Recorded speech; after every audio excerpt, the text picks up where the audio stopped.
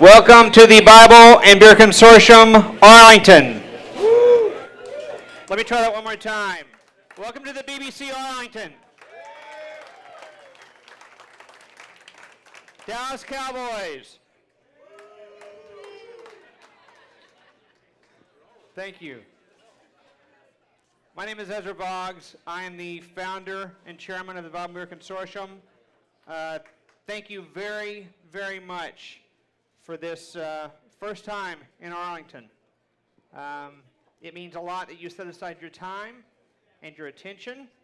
We offer these events for free and provide everything other than BBC daycare for you. So the babysitting's on you.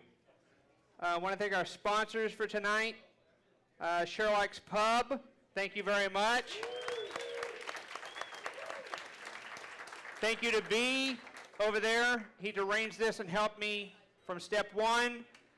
Most of you who've been here know what our tipping standard is. We ask that you tip the bar until they say stop it, that's too much.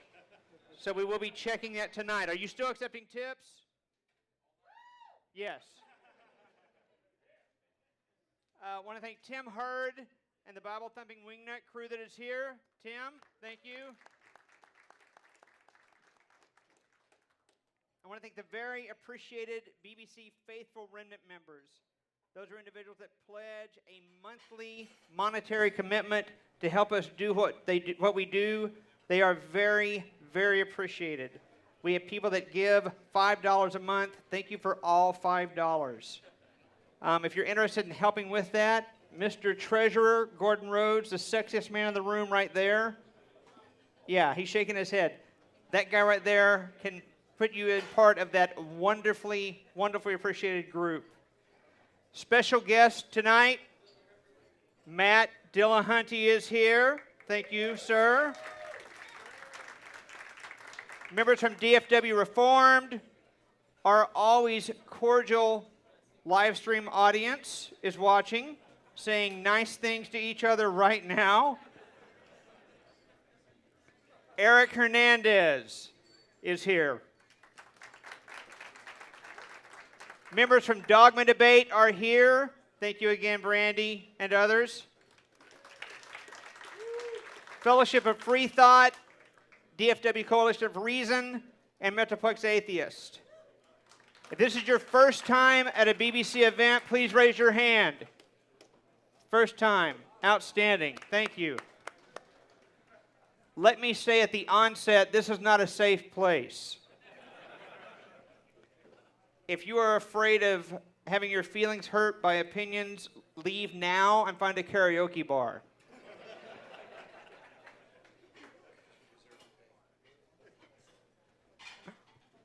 Someone asked when they were coming in how they could donate. Once I regained my composure from the question, we really don't take anything. All we have some shirts and we have some pint glasses that we accept donations on. Suggested donation is $10. Be wonderful if you were involved with that as well. Connect with us on our BBC website, YouTube channel with prior events, Friends of the BBC, where pretty much anything goes, and the BBC Facebook page, which is our business page. We are easy to find on Google. Type in Bible and beer, and that's us. No confusion, that's us. Forthcoming events tomorrow night, BBC Debate in Dallas will debate Matt Dillon. Is a debate October 23rd. Featured Dr. Jeremy Lellick, the president of the Association of Biblical Counselors, debating Alex Jules from Dogma Debate. Their topic, what are the limits of self-identity? That will be October 23rd. These events are live streamed because of the incredible talent, time, and benevolence of our own Micah Whitehead right over there. That's right. Micah proves Justin Timberlake lied. He is bringing sexy back. Visit our YouTube channel for prior events. And again, please donate. More importantly, tonight's topic and speakers. Our first speaker is David Smalley. He's a talk radio host and CEO of Secular Media Group, LLC, which is an international coalition of secular activists, broadcasters, news writers, and humanists, which raised more than $165,000 for charities in the last 2 years. He is the author, yes. I said 165,000. That's more than a smattering. He is the author of Baptized Atheist, which details his story of deconverting from Christianity. And he's the founder of atheistaudiobooks.com, which has sold more than 22,000 books to educate and entertain the public. He is most well known for hosting the popular live radio show Dogma Debate, which has 5.6 million downloads and is now syndicated on 5 radio stations. It's also featured on iHeartRadio, Spreaker, Stitcher, and iTunes. Speaking tonight to the topic, is the God of the Old Testament a moral monster? Please welcome David Smalley.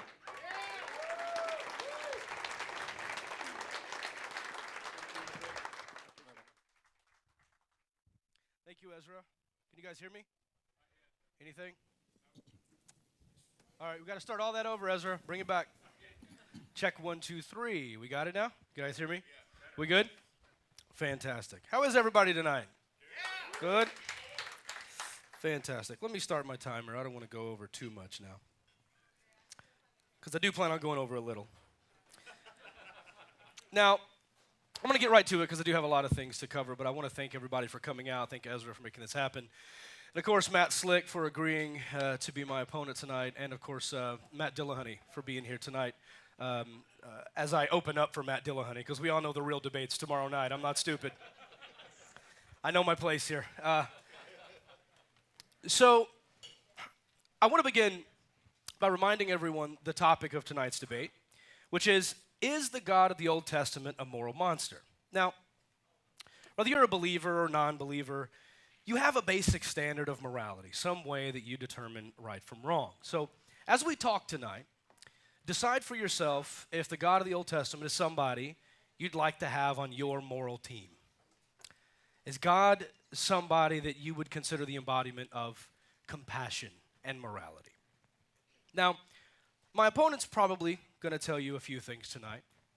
I'm fairly certain he's going to say at least 2 things. One being that atheists have no basis for objective morality in which to even judge God in the first place. Now, I do have an objective standard by which to judge God, and I'll tell you that in just a moment. But even if I were wrong about that, this may not be as important as he may think it is. For example, if I were to say, bring my daughter up on stage and ask her how to spell a word, and then she gets that wrong, and so I chop her hand off as punishment for getting that wrong, it would be generally understood in this room that that is an immoral thing to do. And as I did it, and you were all horrified at watching me do it, there would be no need for 2 of you to turn to each other and say, wait, you think that's immoral? I do too. Where do you get your morality from? It wouldn't matter at that point because it would be generally accepted that that was an immoral action. So the focus should then be on what are we going to do with David Smalley for committing this horrific action, right? You wouldn't need to debate amongst yourselves. Now, the only reason I'd ever want to challenge your ability to obtain objective morality would be either 1, to justify my horrific behavior, or to avoid providing a defense for it at all. Well, the same is true for God's actions. If a person were to get up out of this room and walk the streets tonight, systematically performing the actions of the God of the Old Testament, there's no doubt that person would come across several actions that we would determine as immoral.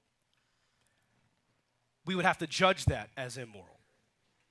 But if Matt Slick's answer to that is that those actions are moral if God does them, and that atheists can't judge God because we have no objective moral standard, that creates 4 problems. 1, that's just special pleading, because if I do it and it's wrong and God does it, then it's okay. That's special pleading. 2, that wouldn't be an objective moral standard, because what would apply to me would also apply to God. And it would appear to me to be an attempt to justify horrific behavior without using logic and reasoning. And, of course, that would be avoiding providing an actual defense for God's actions. Another thing you may hear tonight is that atheists can't even know anything, really. We only evolved to survive. We didn't evolve to recognize truth. So as I say, this action was immoral, you might hear, could you be wrong about that? You may have heard that before. And I just want to go ahead and warn you tonight, if you say, could you be wrong about that 3 times, Psi 10 Brugenkate materializes before your eyes. So let's try to avoid that. So let me just say, yes, as far as I can tell, I could be wrong about the things I say tonight, but so could Matt Slick. And the fact that I could be wrong doesn't mean that I am wrong. And in order for my opponent to show that I'm wrong, he would need to demonstrate some standard that is agreed upon that would show that I'm wrong. So just asserting God as a standard for moral truth doesn't prove his point. It just proves that he's making an assertion. But in the end, however Matt Slick's brain operates, that's how my brain operates and all of ours. So until my opponent completely overturns the entire field of epistemology and demonstrates a path to certainty, we both have that problem. So arguing over who has the ability to obtain absolute certainty is really irrelevant, I think, in tonight's debate. So the only reasonable thing we can do is deal with the reality we experience, not assert some mystical realm of information that only he and a chosen few have access to. So yeah, as far as I can tell, both of us can be pretty sure about stuff. Neither of us can be absolutely certain. But Matt Slick believes he can be absolutely certain, and that he is. Now, I debate for a living. I do a radio show where I debate all the time. I don't mind being attacked. As proof of this, my guest this coming up Wednesday on Dogma Debate is Brian Fisher. I don't mind having a little bit of back and forth and being told that my views are absurd. But in order for Matt Slick to walk out of here victorious tonight, he's going to need to do more than attack atheists. He'll need to defend the actions of the God of the Old Testament and show us how one can look at those actions and say, I'm okay with that. That is a moral action. And then provide sound reasoning as to why that action was moral. And I'm not joking here, I'm honestly excited to hear his defense for God. I do this all the time, and I want to know how Christians rationalize the immoral behaviors of God in the Old Testament. Now, however, I do think it's reasonable that if I'm going to make a moral claim about one's actions, that I provide a summary at least of how we obtained morality, how this all even began through evolutionary psychology, and how that accounts for that moral development in humans. Now, this isn't my objective moral standard. I'm not stating that this is the objective moral standard by which I judge God. I'm merely stating that this is how it all started in evolution. How many atheists here have been told you have no basis for morality at all? Several of you. Wonderful. So, well, not wonderful. In fact, I didn't realize so many of you had contact with my mom. But it's interesting nonetheless. So let me just start with this. This is something you could kind of think through on your own. The final arbiter of evolution is not fitness, meaning stronger, faster, will automatically live longer and provide more genetic information. It's not so much fitness as it is the living on and the passing on of the genes within the individual. Okay? So if the genes pass on, evolution really doesn't care if you're comfortable or happy.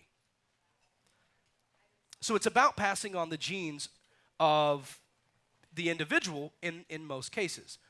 However, there's this other concept called kin selection.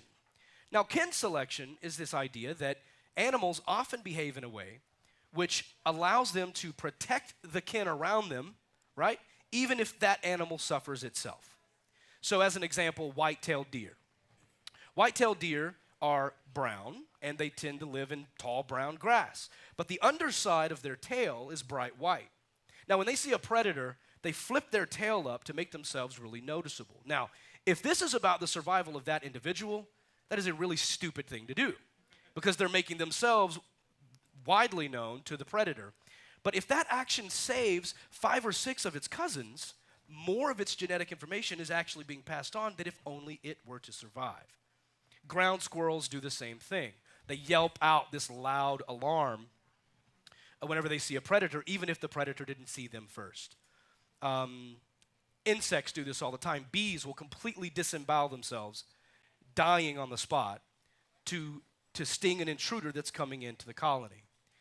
Some insects are even born sterile because they have no purpose to reproduce. Their only purpose is to be some sort of soldier or something along those lines, and them actually surviving doesn't matter to kin selection. But if they are a soldier, if they protect the ones that do pass on the genetic information, then they've served their purpose as far as evolution is concerned.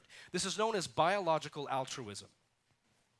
And through time, these genes result in creatures doing things like sharing food with one another, gathering for safety, rearing young together. We see elephants do this all the time, sharing parental duties with older sisters and things like that.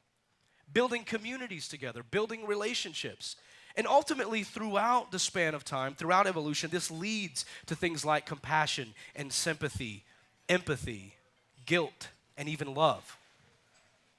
In a book called The Moral Animal, Robert Wright notes that if one ape receives a single gene that allows it to slightly love its offspring more than the other apes, you may not notice that immediately. That's not going to be palatable within a single generation.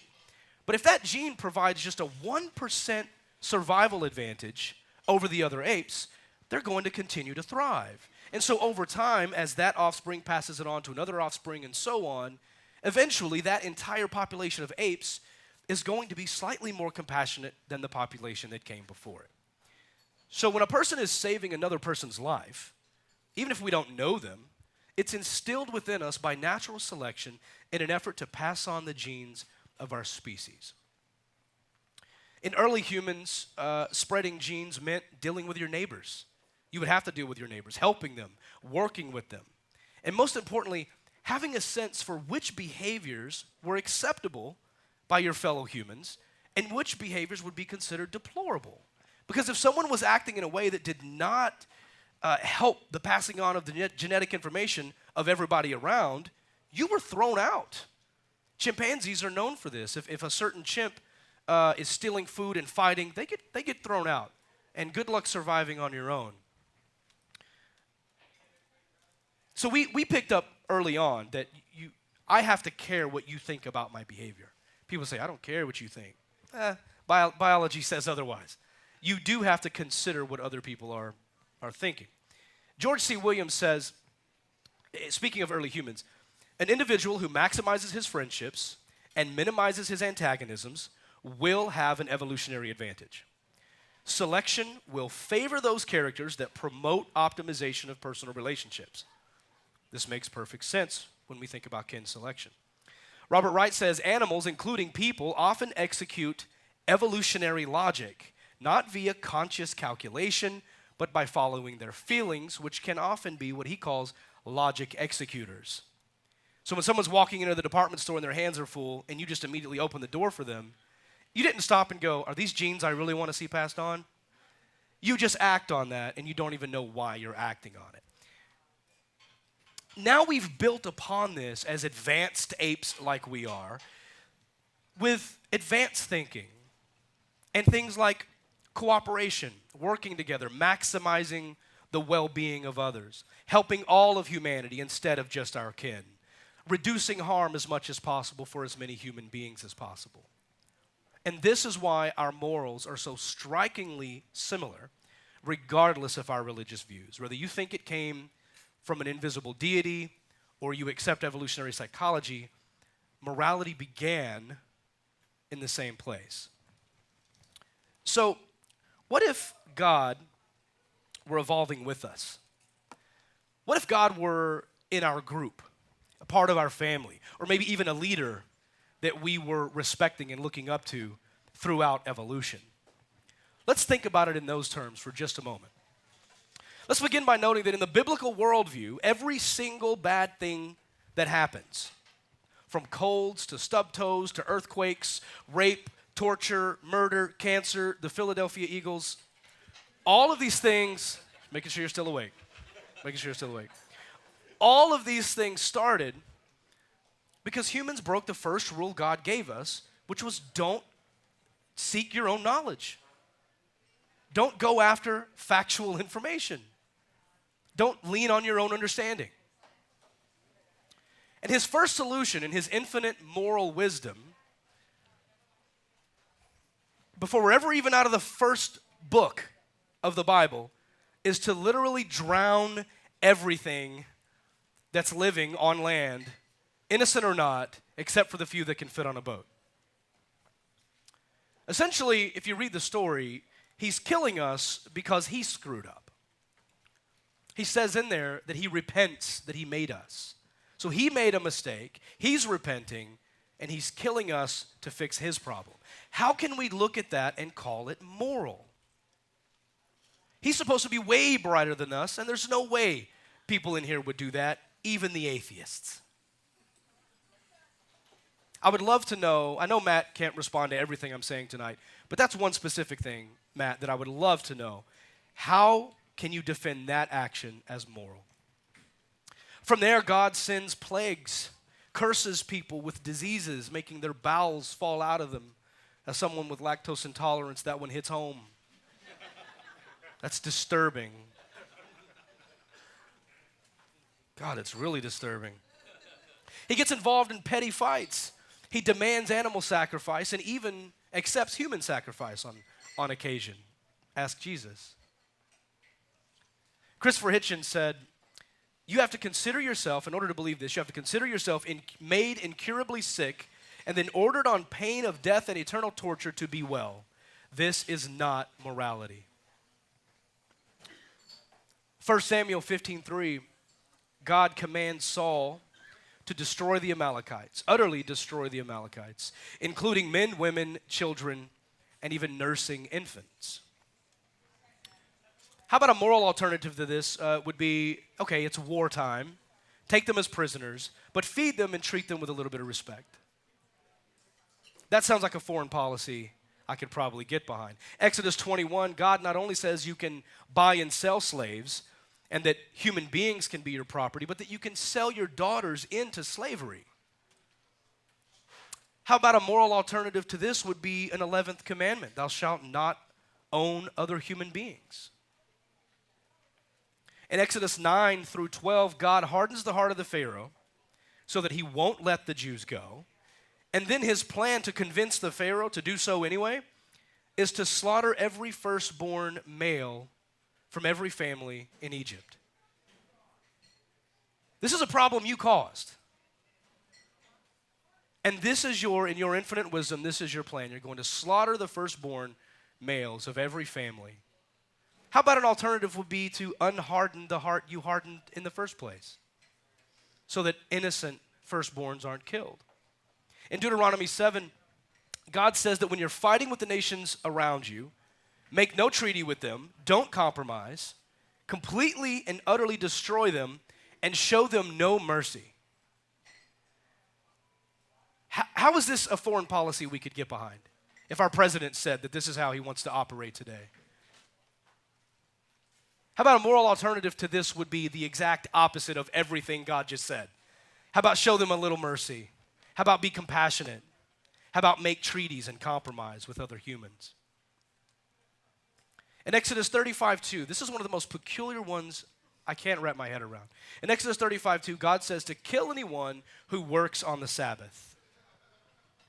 Okay, we could just compartmentalize that somewhere and say, yeah, God's name is really holy. The Sabbath is a holy day for the Lord. Keep that and stop. I know Matt Slick often says everything he does is to glorify God.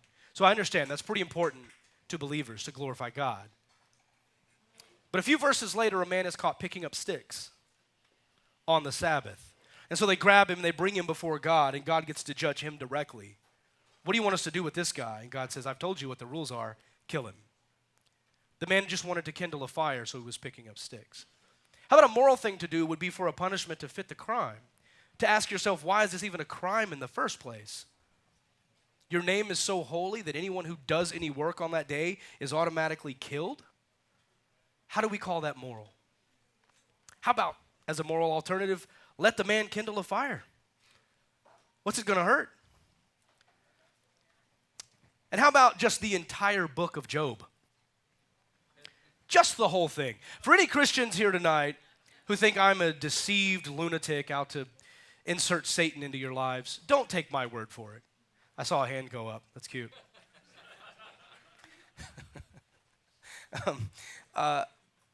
Don't take my word for it. Go home tonight. I encourage you to read your Bible. I honestly do. Read the entire book of Job. Now, don't go to Carm and see what Matt wants you to think about the book of Job. Do that later. But read the book of Job for yourself. He literally allows Job, his life to be destroyed, his family to be killed, his livestock wiped out, his home destroyed. A sickness comes upon him with lesions and all sorts of disgusting things, all to win a bet with Satan. I don't know how you can read through this and think that God is anything but a moral monster. How about a moral thing to do is none of that? Just don't do that. Don't use a human being's life to be your bet. And you may hear a defense for this, well, he got all that stuff back later. No, he didn't. His family was not brought back to life. He was allowed to continue making new children. In 2 Kings, Elijah is walking along, and these children come out of the woods, or these children come walking along, and they just call Elijah Baldy, which I understand I could take offense to. I get it. But I wouldn't do what Elijah did. Elijah put a curse on the children, and 2 bears came out of the woods and mauled the 42 children. How can we say this is a moral action? And finally, what about just basic forgiveness?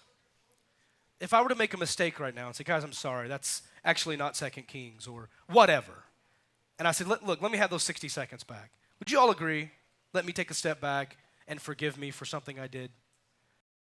If you are able to forgive someone, I What's submit better to you than now, getting 25% you have a off the higher next morality prescription? than the God you worship. Because God does not forgive us. He can't just say, I forgive you.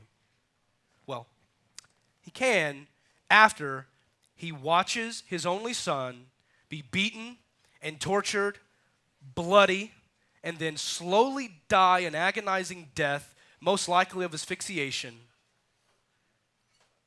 Then he can forgive you. How can we look at this thing and call it moral? There's no way if God was evolving with us that we would have tolerated that behavior. We would have thrown him out of the tribe a long time ago. None of you would behave in this way. None of you would respect a leader who behaves this way. So when it comes to the God of the Old Testament, I can tell you the objective moral principles I use in which to judge God are well-being and the veil of ignorance.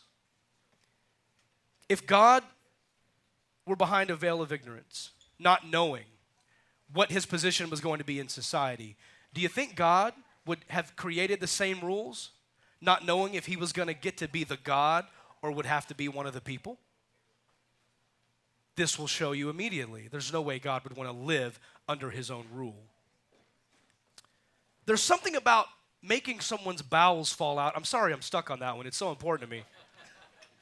There's something about making someone's bowels fall out of them or striking someone with a plague or stoning them to death that just according to the facts of reality are detrimental to the well-being of a person, period.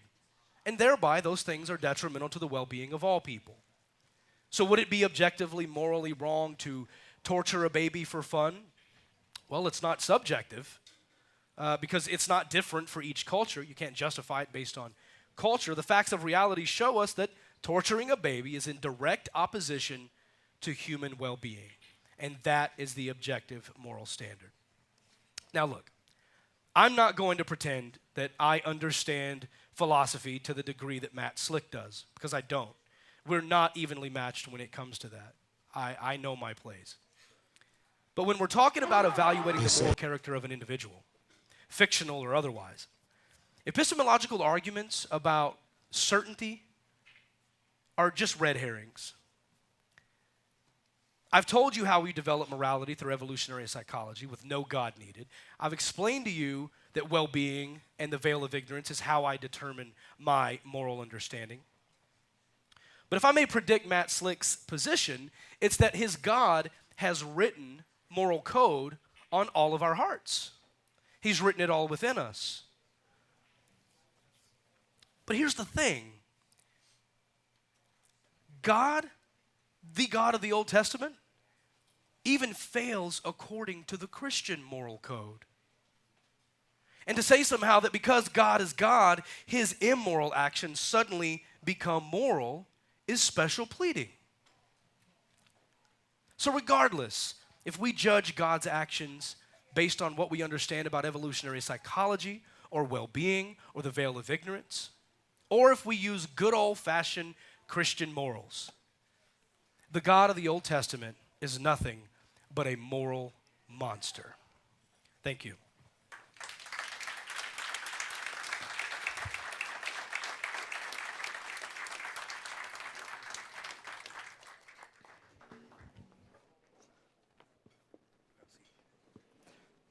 David Smalley.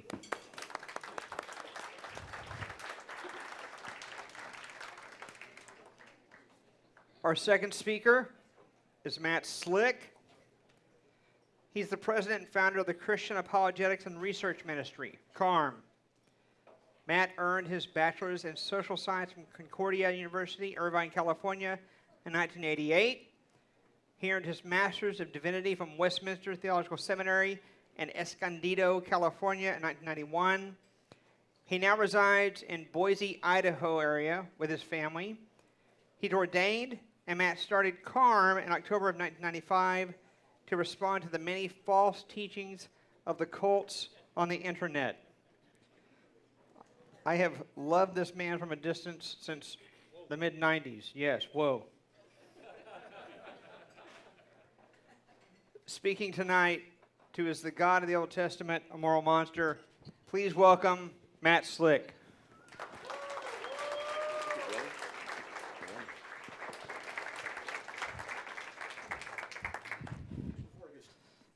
Testing, 1, 2, 3, 4, 1, 2. You hear me okay? You all having a good time? Yeah. Did you enjoy his presentation? Test, 1, 2. 1, 2, 3. Okay. So you guys having a good time? Yes. All right. Good. I'm glad. You looking forward to this debate? I'm just curious before I get started, show of hands, how many are atheists? How many are Christians? Yeah. Gang fight in the parking lot afterwards. All right? So, I don't know, except for that one Dave guy. He looks pretty big, so I don't want to mess with him. All right. I'm just checking. Okay, so I'm going to jump right in, all right? First of all, thank you, everybody, for coming. And I just hope that I can present, by God's grace, an adequate presentation of, well, what I hope is a justifiable position of what we've got. Let me just jump in here.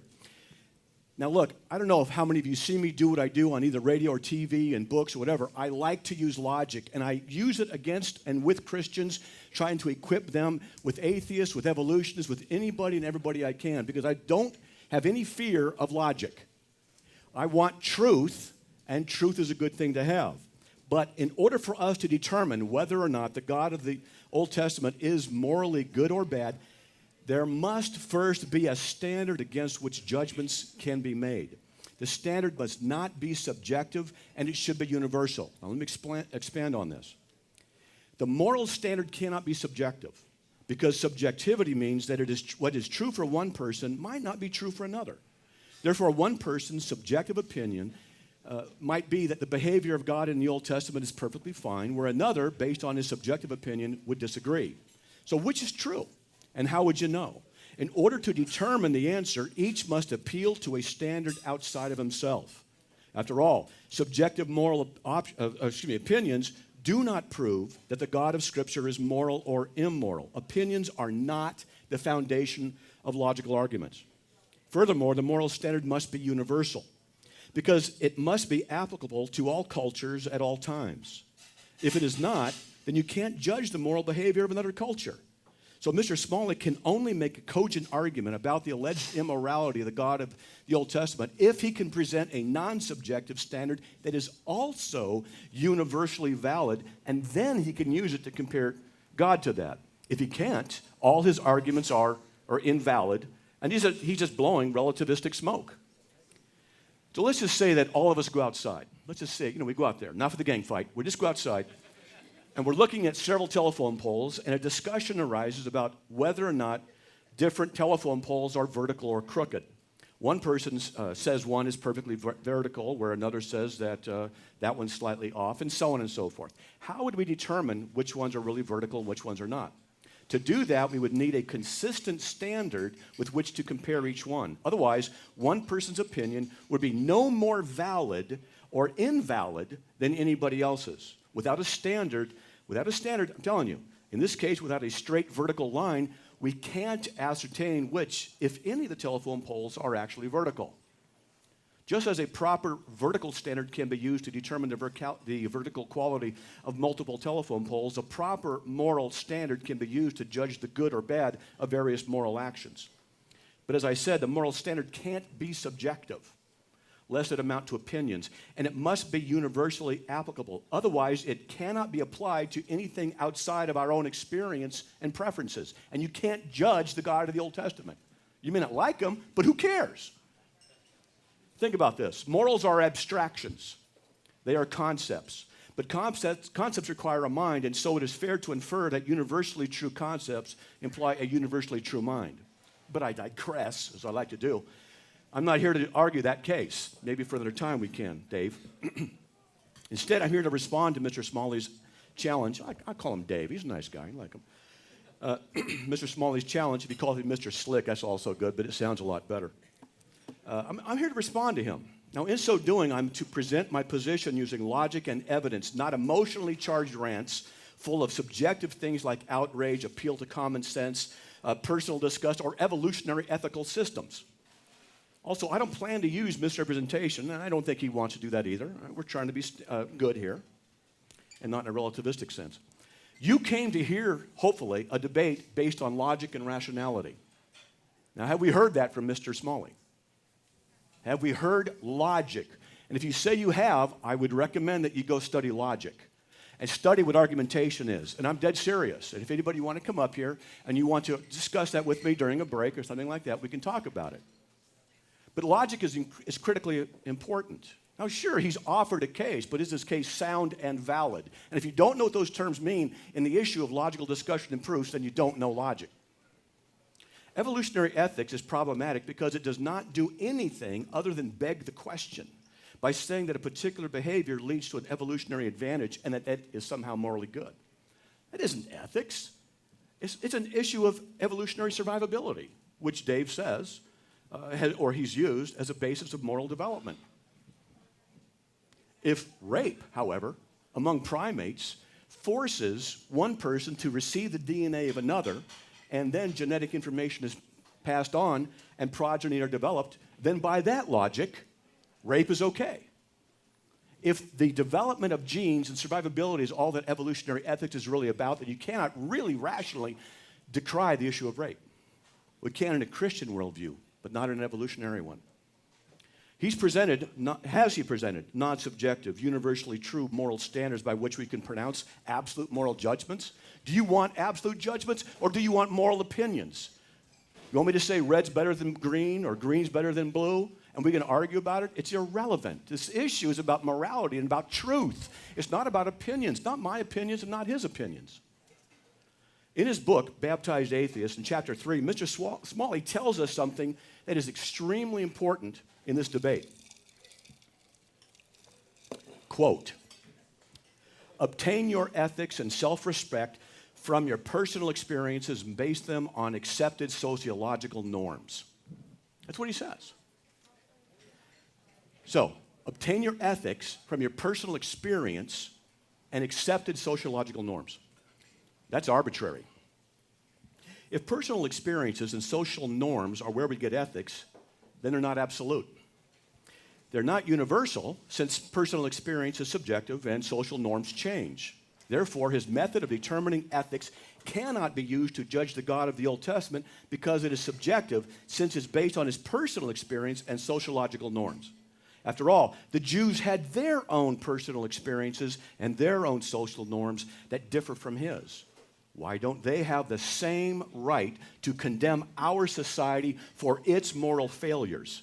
Who is Mr. Smalley to say that they are wrong, or that the behavior of God in the Old Testament described by them is wrong? He's inconsistent because he says to develop your own ethics from experience and social norms, and then denies the Jews of the Old Testament the right to do the very same thing. He condemns them instead. He's inconsistent. Now, in that same book, Baptized Atheist, in that same chapter, Mr. Smalley recounted a discussion, sorry about that, he had with a professor of theology. The professor asked him, quote, "Do you believe in absolute morality?" Close quote. Mr. Smalley said, and he said he was 19 when he said this, and I'm serious, when I read that, I went, right on, man, right on. Smart, good stuff. He said this, quote, "For there to be absolute morality, we would first need to have an absolute source from which that morality derived. Without that source being proven as absolute, we cannot say that anything or any rule is for certain," close quote. I totally agree with that. All right, so there you have it. Mr. Smalley says we must have an absolute moral standard in order for any moral rule to be certain. But if he doesn't have one, then he can't be certain that the God of the Old Testament is immoral. But he's up here defending the position that it is. That's an inconsistency. Now, let me reiterate. On the one hand, he has said to be morally certain, you need an absolute source. Yet on the other hand, he said, quote, "Obtain your ethics and self-respect from your personal experiences and base them on accepted sociological norms." Now, logically speaking, his position is a mess. He doesn't have all his paws in the litter box. Sorry, Dave, but that's the case. Logically speaking, you're not with it. No disrespect meant. But this is an issue of logic and reason, not of opinion, not of emotional rants, which I risk offending some atheists here. But in my many years of discussing things with atheists, very often I find emotionally based reasons, and sometimes justifiably so, because they've been wronged. And I grant that. But some Christians have been real idiots, real morons. But that's not the basis of truth. We don't want to react emotionally. We want to use logic. We want to think. So let me ask this. Since Mr. Smalley denies absolute morals by appealing to personal experience as a source of morals, then on what basis does he make authoritarian universal judgments and absolute condemnation of the God of the Old Testament? The atheist's position, in my opinion, is a predicament, because there can be no transcendent absolute moral standard by which moral judgments can be authoritatively made and then condemnations justified. I'm not saying you don't have an opinion to disagree. I will defend every atheist's right to disagree. You have that right. But that isn't the basis of truth. Your disagreement and your opinion doesn't establish truth, nor does my opinion. It works both ways. Now, I took some notes here. I wanted to try and respond to a few of his objections that he raised. I'm going to try that, but I have about a 7-minute closing I want to do after that. So let me ask you really fast. How much time we got left? However much you want. However much? 3 days is awesome. Just camp it in here. I'm going to start teaching slowly. And really, most of you will be converted by the time we're done. You'll take that bet? Come on over to Boise where I live. Let's talk. That was you, right? That was you? Yes, sir. I think you and I'd get along, Matt. Actually, I wish I could say I don't have time. We'll talk about that tomorrow night. He's a good guy, relatively speaking. All right, so the flood. Let me talk about the flood. Now, I'm going to have to speak quickly. I can't address everything he said. I'm only going to try and get a cursory understanding of some of the issues. If you were to go to Genesis chapter 6, you'll see that what is being described there is that people there were evil. Every thought, every intention was wicked. They were doing very bad things. They were into all kinds of bestiality. They were into rapes. They were into things. But it says every intention of their heart was constantly wicked. Now, biblically speaking, you don't want to take something, look, folks, logically speaking, you don't want to take a corpus of writing in a biblical context and take one thing out and go like this and rip it out of context and say, see, now let's look at it. Let's look at it in the context that it was written in. Because in that context, God had promised the Messiah. And that was in Genesis chapter 3. The proto-evangelium is mentioned there. The first mention of the gospel came down through a certain lineage as it was narrowed down when history was recorded. And what I believe personally, that what's going on here in the context is a demonic effort to destroy the messianic line by getting it corrupt. So God says, reboot, and he did this. Now, repenting, and he was sorry for this, these are anthropomorphic terms. Anthropomorphism just means God speaking in human form. I talk about this when I do Bible studies, and I go into it extensively, and I show it through the scriptures. I can't do that right now to you. God sends plagues. Yes, he does. He has the right to make judgments upon people. Now, you may not like that, but if he's God, the creator of the universe, and people are doing bad things, and he warns them, don't do this. There's a judgment coming. There's a consequence to it. And they keep doing it. Don't do it. There's a consequence. Don't do it. There's a consequence. And they do, and they do. And then he sends a plague. People say, that's wrong. God doesn't do things arbitrarily. He doesn't do things in isolation. He doesn't do things like, excuse me, I think those Canaanites, man, those guys are buttheads. I'm going to kill them right now because I don't like them. That's not what he does.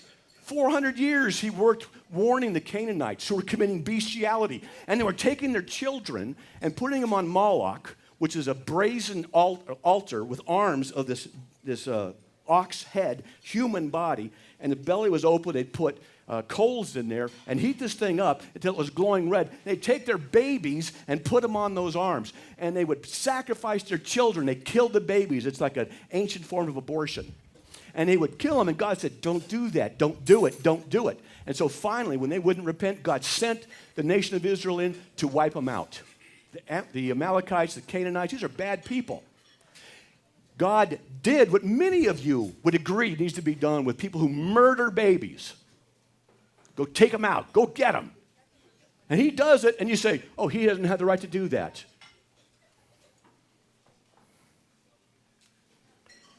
Let's see. Buying and selling slaves. So, Dave, I don't know where you are. Did you read Copeland's book? I heard you were. Did you read the stuff on slavery? All right. Then he should know that the issues of slavery are not chattel slavery, and that it was more that what was going on was indentured servitude. Think of, there are different kinds of slavery, but think of sports. I don't watch sports. Please excuse me when I really butcher this. A sports guy whose contract is sold to somebody else and he has to go. I'm serious, I don't watch any sports. And so then, I watch sci-fi, that's more important. And so, it is. I judge all things by sci-fi and scripture. It's kind of an interesting balance. Doesn't always work, but at any rate. So, it's the contract of his ability that is being transferred. Now, there's a kind of slavery of war, you're captured, and then they were ordered to be released within 7 days or 49 years, or 7 days, 7 years or 49 years. There was indentured servitude where they volunteered into it, and then judicial slavery where people did things that were wrong and they had to pay their debts. These are the basic categories of slavery. And you never find in Scripture that it says that a master owns a slave. It's always said he's the master.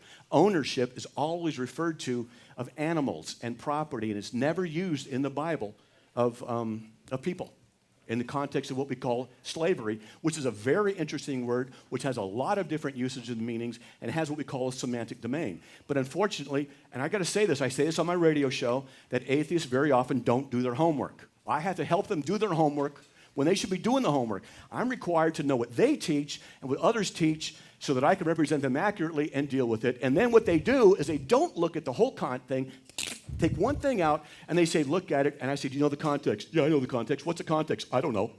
This is what happens all the time. I'm asking the atheists to do their thinking and to do their studying, not with emotionally laid principles, not with things I was wronged once by a Christian. I've been wronged by Christians. I've been wronged by atheists. I've been wronged by my parents. I've been wronged by my wife. Don't let her know I said that. That's out. That's in public. I'm in trouble. So, hon, I love you. Just because someone wronged us doesn't justify us to be able to have an emotional decision to reject. It's not what you want to do.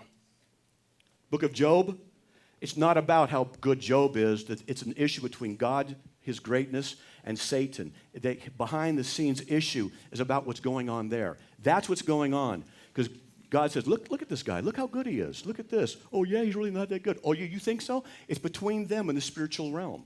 And I can go into a Bible study about the spiritual realm. And trust me, I could teach about it. I've been there. I've seen it. I know what it is before I became a Christian. I was mixed up with some pretty bad stuff. It's real. So you've got to understand the cultural context, the biblical context of what's going on. 2 bears killed and the 42 lads, you should know that one from in there. Because they were a gang of young men who shouldn't be out there doing what they're doing, insulting the prophet of God, saying, go up, you old bald head, because the previous prophet had died and he went to heaven or disappeared. They were saying, we want you dead. The 2 bears were used by God to execute them because they were trying to destroy, most probably idiomatically, insult the prophet and wish his own death. Now, this is all what happens, rip out of context. I talk to cults all the time, people in cults, Mormonism, Jehovah's Witnesses. I talk to various groups on cults, and I can teach on them. And they'll quote me a verse, and I'll say, did you hear that? And they go, what? Oh, nothing. And we'll talk. They'll quote another verse. Did you hear that? They say, what? I said, nothing. Like a verse being ripped out of context. You didn't hear that? And, of course, they don't like that. But that's often the case. Because what we do is we find what we want in a snippet, a soundbite, and then we isolate that and say that represents the whole. That's called the fallacy of composition, which is the engine of the car is blue, therefore the car is blue. That's called the fallacy of composition. God does something I don't like here, don't know the context, God is bad. It's a logical fallacy, should never be presented. Now, how much time we got? 5 minutes? Oh, brother. The sacrifice of Christ. I want to talk about that. We only have 5 minutes. I got to conclude, so I can't do that. It's not child abuse. It's not sacrifice of somebody else. In the Trinitarian communion, of the doctrine of the Trinity, it's God himself who became one of us, and he's the one who's offended, and he's the one who is the one who satisfied the requirements of the law and took our place. It's an incredible doctrine of great love and sacrifice. I can't give you the depths of it in a real quick soundbite, but that is it, and I can talk to you about it. It's the greatest act of love ever given, because not only was it a self-sacrifice, but he took your sin upon him and had to deal with that. And if you want some time, I can tell you what that means in an experiential way. I hope you all can see, this is what I've written, I hope you all can see that the issues that he's raised out of the Old Testament are not as black and white as Mr. Smalley would like them to appear. Now, maybe I haven't done a good enough job to demonstrate that. I just don't have time to get into each one in detail. But I have a website, and there's Bible difficulty section, and I deal with a lot of these. They're right there. Even though he says they're black and white, or he says I won't get into that. If we look at the cultural context, expanded textual context, and related verses, we can see that such a radically different culture in a radically different time can't be so easily dismissed as morally inferior to our own. So, then whose personal experience in culture is right? Is it his or mine? The ancient Jews of the Old Testament would look at our culture today and be appalled at the immorality that is rampant within our nation. They would have their own personal experience and their own social norms with which to judge us. Remember, personal experience and accepted social norms are the very thing Mr. Smalley says ought to be used in order to develop ethics. So we must agree that the ancient Jews should use their own personal experience and their own social norms to judge our behavior. If he disagrees, he refutes himself. Nevertheless, the ancient Jews would condemn the rise of sexual promiscuity so rampant in our culture. They would see America's widespread drug use as proof of our debauchery. The prevalence of adultery and divorce would be a demonstration of our moral failure. The rise of gangs, governmental corruption, and environmental disasters wouldn't help our case either, nor would our video games that turn killing and theft into entertainment for our impressionable youth. They would be appalled by the prevalence of pornography and the rise of pedophilia. They would be immensely saddened by the callous disregard for human life that has resulted in the death of millions upon millions of the unborn. They would probably wonder why God has not judged us. They would say, America, is it a moral monster? What do you think their answer would be? Yes. And would they be right? And yet Mr. Smalley, who's acclimated to our American moral culture, makes judgments against the God of the Old Testament. What right does he have to do so? Do any of us have the right to make such judgments? Remember, we're not talking about emotional preferences. We're not talking about clever sound bites. We're not talking about those things. We're talking about rationally defensible moral positions from which moral judgments can be made. So let me run this by you. Let's say that one of you in the room, any one of you, and I are having a discussion about this debate. We're outside in a park someplace, and we see a man some distance away physically assault a woman and take her purse. Of course, we're both running to her aid, but unfortunately, the assailant gets away. Is that an injustice? Yep. Let's further say that a year from now, you and I are in an African country, and we're at another park discussing another debate, and we see another man physically assault another woman and take her purse. He likewise escapes. Is that also an injustice? Yes, it is. Even though they're in different cultures, in different times, and different places, it's unjust.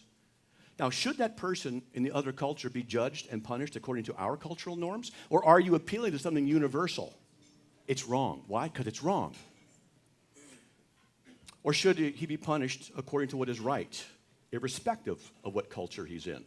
If you say yes, he should be punished irrespective of the culture, then you're recognizing the universal moral principle of justice that goes beyond where you are, what culture you're in, what year it is.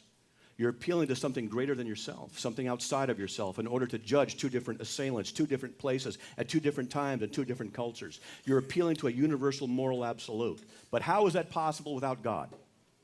Well, let me ask you, have any of you ever gotten away with an injustice and you've not been punished? If so, would you agree that that's unjust? You should have been punished. You got away. If you say no, then you cannot condemn the two men who assailed the woman and took her purse, nor can you condemn the ancient Jewish moral system. But if you say yes, they ought to be punished, then you realize there is such a thing as a universal moral ought that do not depend upon your preferences or what day it is or what culture it is or where you are. But if you're an atheist, you can't have universal, independent, transcendent moral oughts. In addition, if as an atheist you admit, I'll be done in 2 minutes, that there are many injustices in the world where people are never punished. Now check this out. If you admit, as an atheist in your world, that there are many injustices in the world where people will never be punished, but who ought to be, then you're saying that in your worldview, in your perspective, it necessitates the existence of perpetual injustices. They'll never be dealt with. Perpetual injustices in your world. But in a Christian worldview, every injustice will be dealt with, either by Jesus on the cross or by you facing the ultimate judge.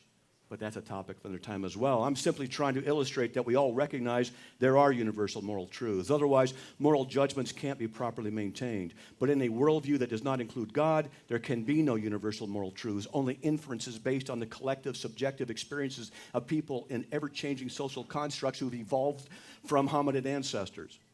But that means you have no real justification for judging the actions of another culture, and that means Mr. Smalley doesn't either, and he has lost the debate because he has no standard by which he can say authoritatively that the God of the Old Testament is a moral standard. He can raise emotional responses, but who cares? That's not the substance of rational debate.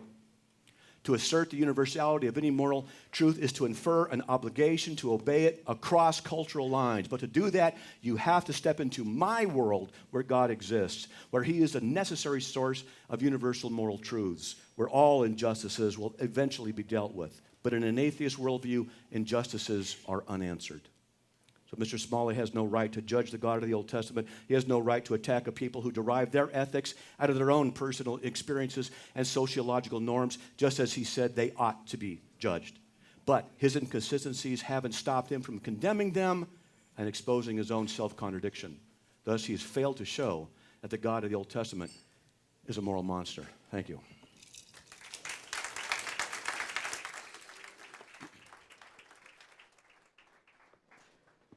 Matt Slick, once again.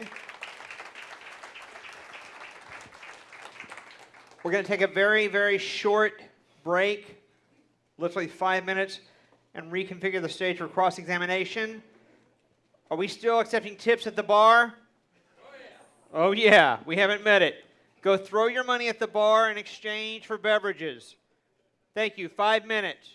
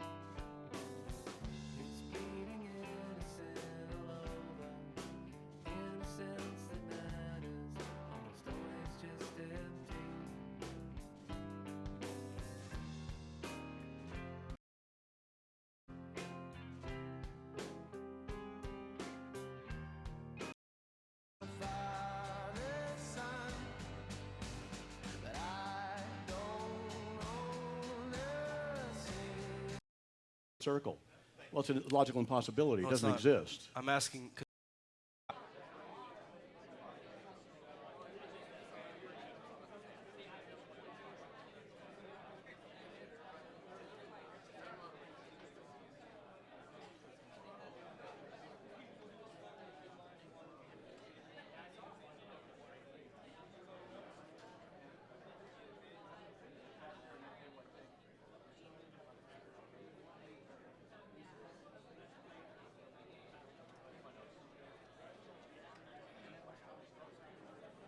Okay.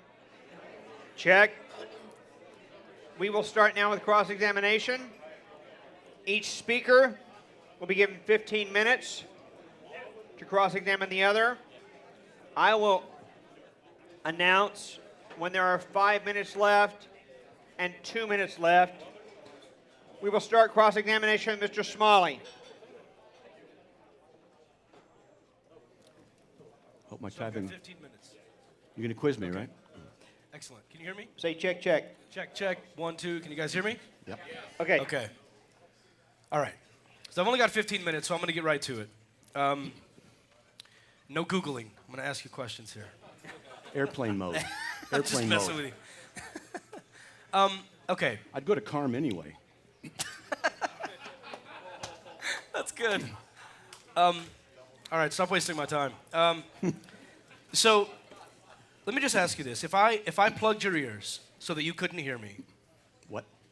and then I asked you questions, and then because you couldn't, and then I asked you what did I say and you couldn't tell me, and then as punishment for that, I killed your child, would you say that that's objectively morally wrong?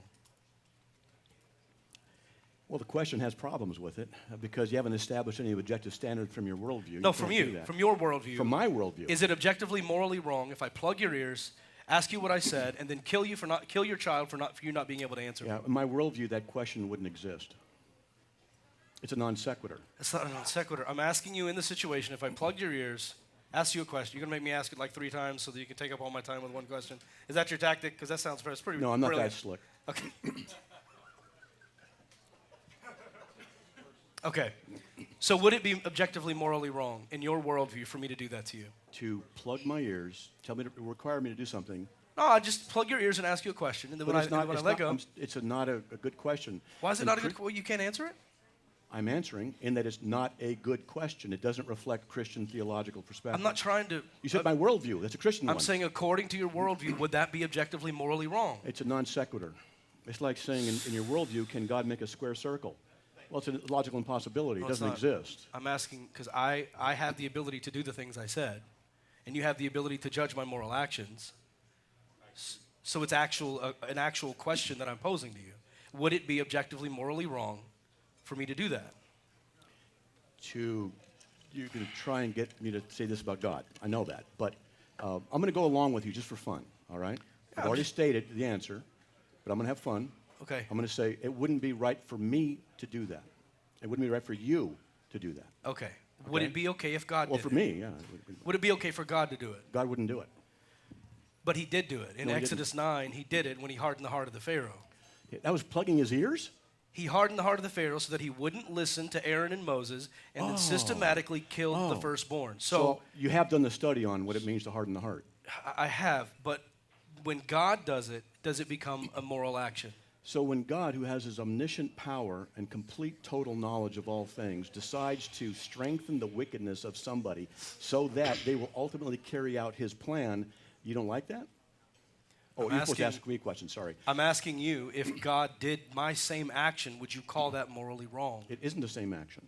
Why isn't it the same action? Because he's not plugging anybody's ears, and you're not God, I'm not God, and he strengthened the heart of Pharaoh, and Pharaoh was already resisting him. He just increased what Pharaoh was already doing, and then Pharaoh... Okay, so if you're already hard of hearing and I plug your ears anyway, you're avoiding then you the don't need question. to do that. You're avoiding the question. But you see, Pharaoh was already doing what was wrong. I think you know that saying God doing the same thing I'm doing is special pleading, so you're He's trying to not doing the avoid same it. thing. Excuse me? God's not doing the same thing that you do. If you go out there and you're not going, but if you went out there and just killed somebody because you didn't like them, that's not the same thing as God killing somebody because he doesn't like them. God's not arbitrary. Because in Christianship, you should learn Christian theology. Okay. Worldview, then I'm required to give you a biblical answer. Right, but you're putting me and God on different standards, right? Yes, I am. Okay, so is that not special pleading? No, I think it's pretty smart. But it's special pleading, isn't it? No, you're not God. Exactly. So it's not special pleading. Okay. That is special pleading, Matt. To say you're not God No, to say that if I do something, it's morally wrong, but if God does it, it's okay. does the exact same thing. Yeah. It could only be special pleading in my defense if the actions are identical. Okay, let me just move on.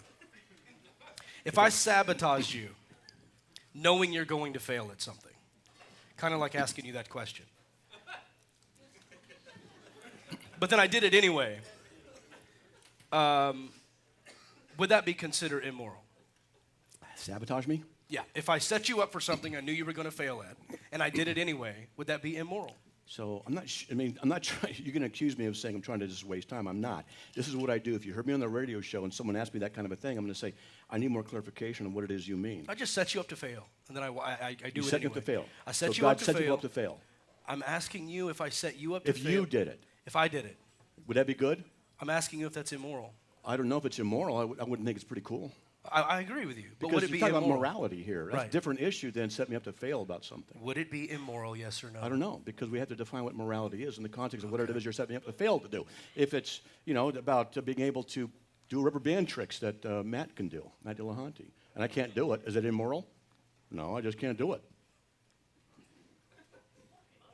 Feels like it's already been 15 minutes. Is our time? Yeah, that happens when things aren't going your way. Yeah, that's it.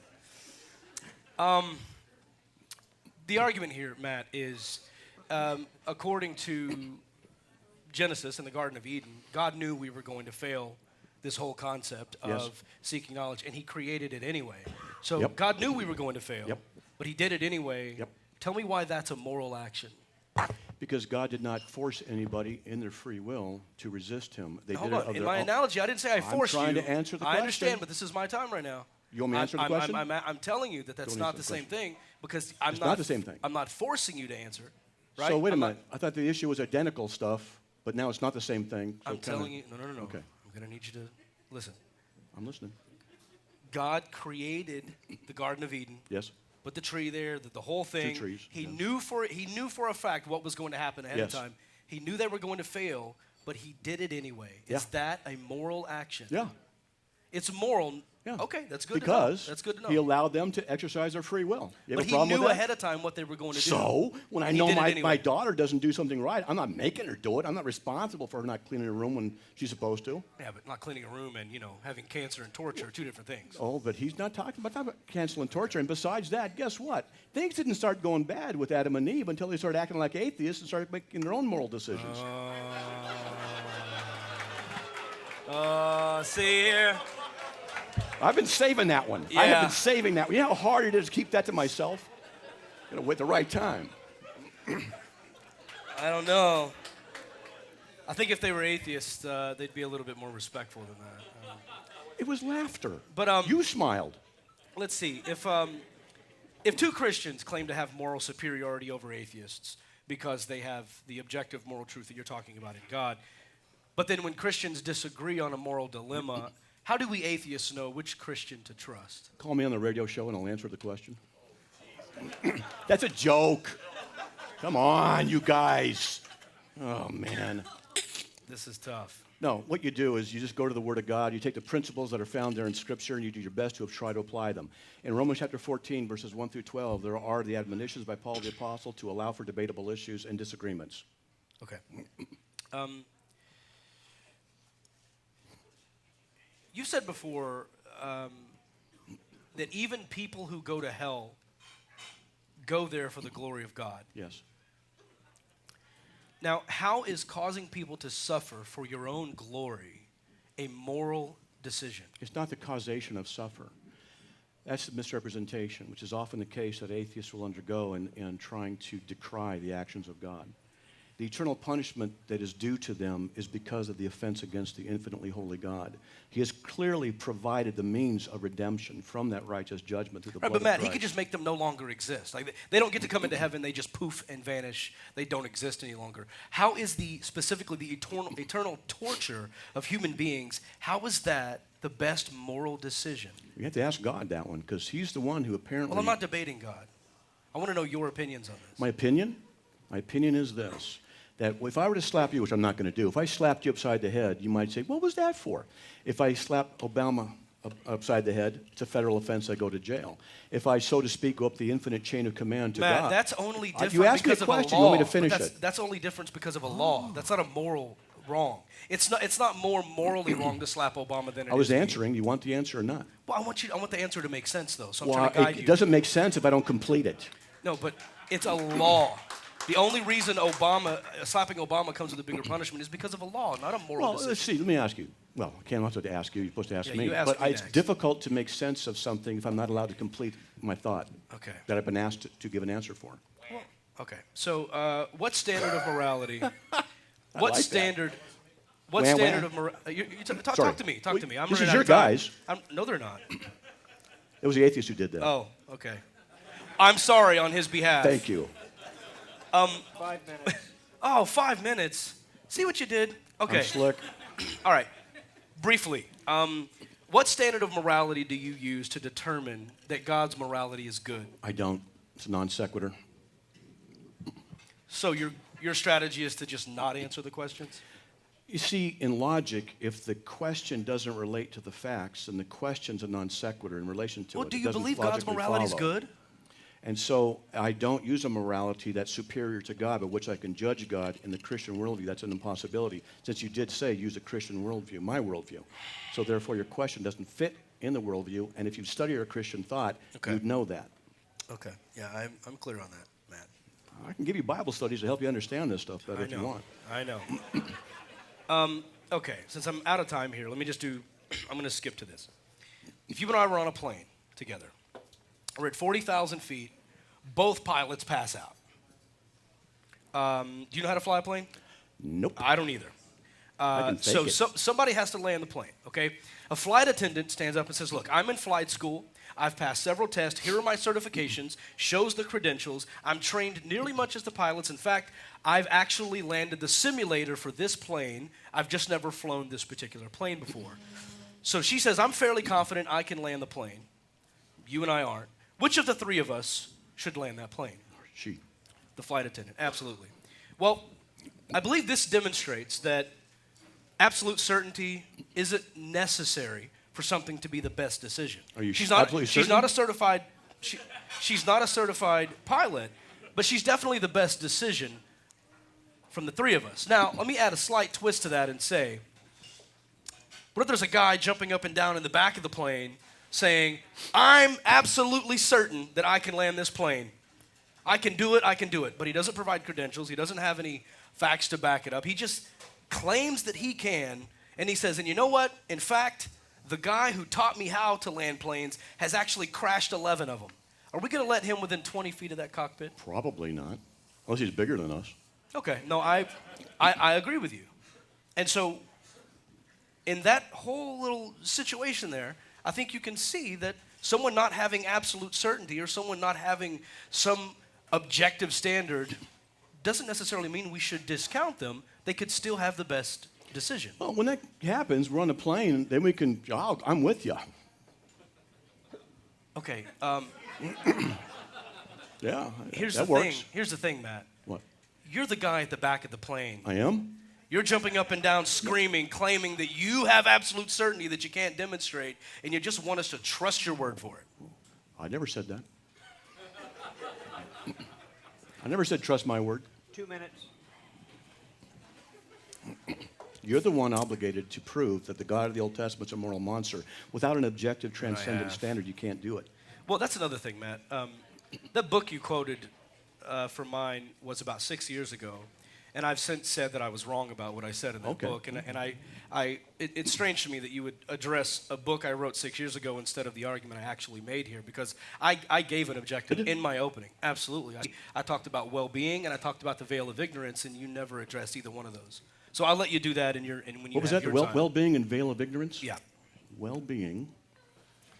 So finally, how do you know for sure that Satan isn't pretending to be God, revealing you this information to defend his evil actions with piety? Evil by definition is self-refuting. God is not self-refuting, so therefore I know he's not. I feel like you just say words. Well, I'm sorry, I'm not trying to be actually, disrespectful. I feel like I do say lots of words. You've heard a lot of them, and I am sesquipedalian. Absolutely, I say words. Okay. But there's reasons behind them. You see, evil is by nature self-refuting and self-contradictory. God is not. I've not found a single thing in Scripture that demonstrates that God is self-refuting. And now I can demonstrate to you that it's not. If you want to have a Bible study with me, if you want to come up to Idaho and we sit for a week, we go through stuff, go on my radio show for a while, have friendly discussions, we can go through stuff and I'll show you. Okay. And I'll go over the laws of logic, what contradictions really are, self-refutation, and various things. I'd be glad to do that. I'll pay your way. I just don't know how. Okay, I'll do that. You heard him. I'll go. I'd love to. I want to know why you think God would create us with a moral standard and then systematically act in a way which flies in the face of that moral standard, but expect us to believe that he is moral. Saying he acts in a manner inconsistent. Last question. Okay. Saying he doesn't act in a way consistent with his moral standard doesn't make it so. You see, you can just pluck this out of the air, make it a statement. It doesn't mean it's so. We have to go through particulars and analyze them to see if what your statement is saying It's is a little actually ironic, accurate. though, because you said the Amalekites were being so bad because they were killing their children, and then his punishment for that was to go kill their children. You don't and think then that's deliver them immoral? into the hands of him where they can be saved. He could have And just the made them all greater- believers, though. He What? could have snapped his fingers and And he fixed their chooses not to problems. do that. I don't know why he chooses does not not to pray do for that. you. I don't know why God hasn't revealed himself to you. To get I you have to an be saved. idea as to why. Because there's Maybe not because one. you don't want him. Okay. No further questions, Your Honor.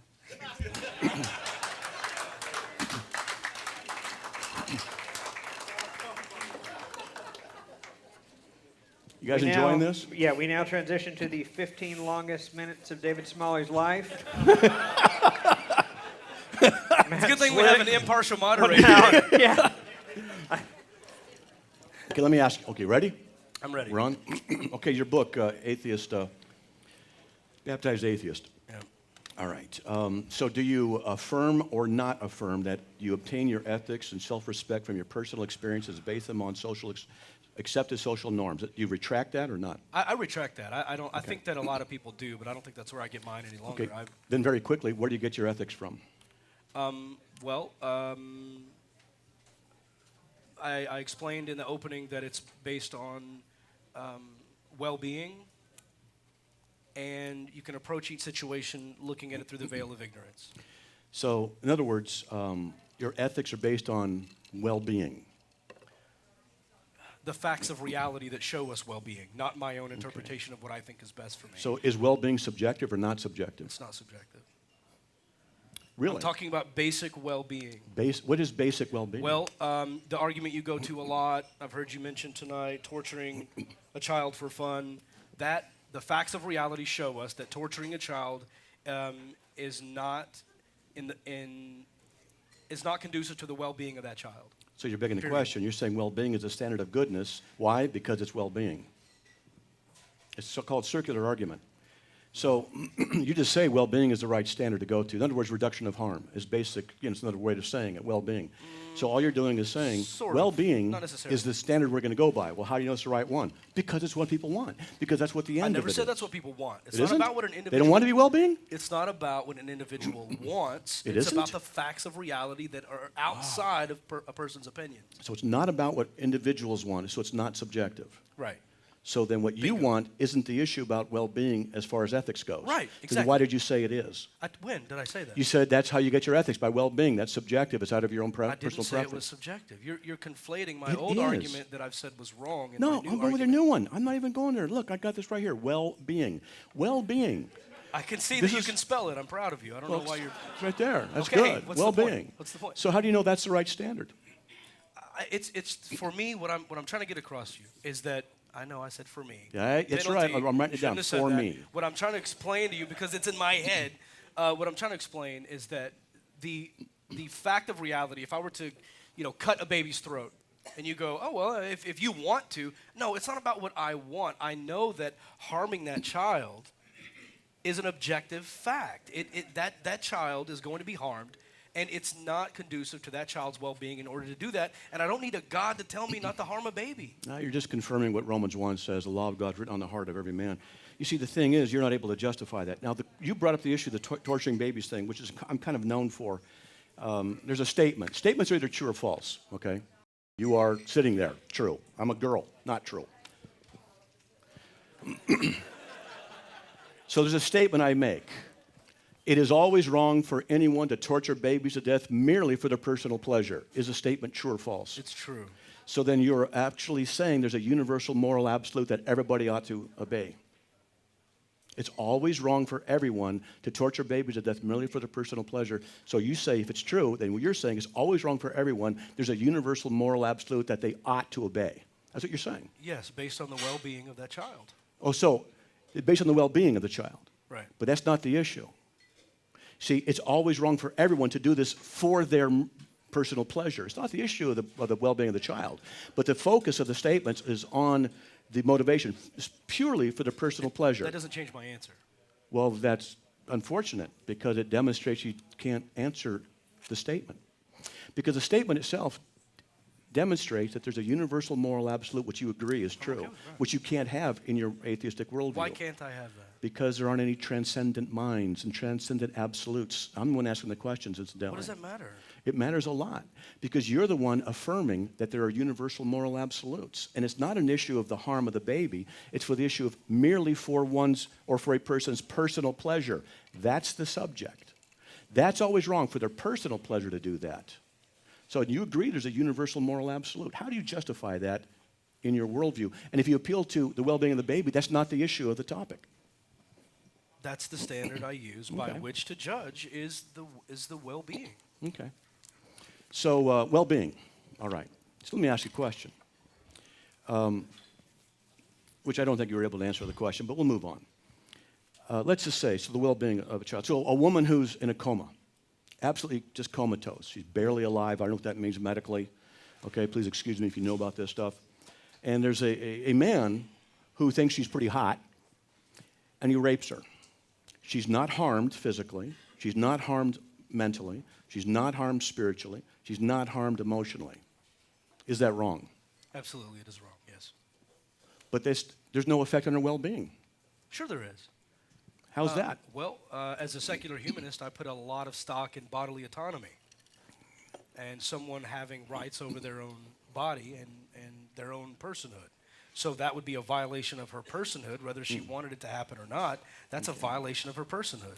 That's a different issue than well-being, which you've not defined what that means. It wouldn't be good for her for that to happen. I think it's pretty...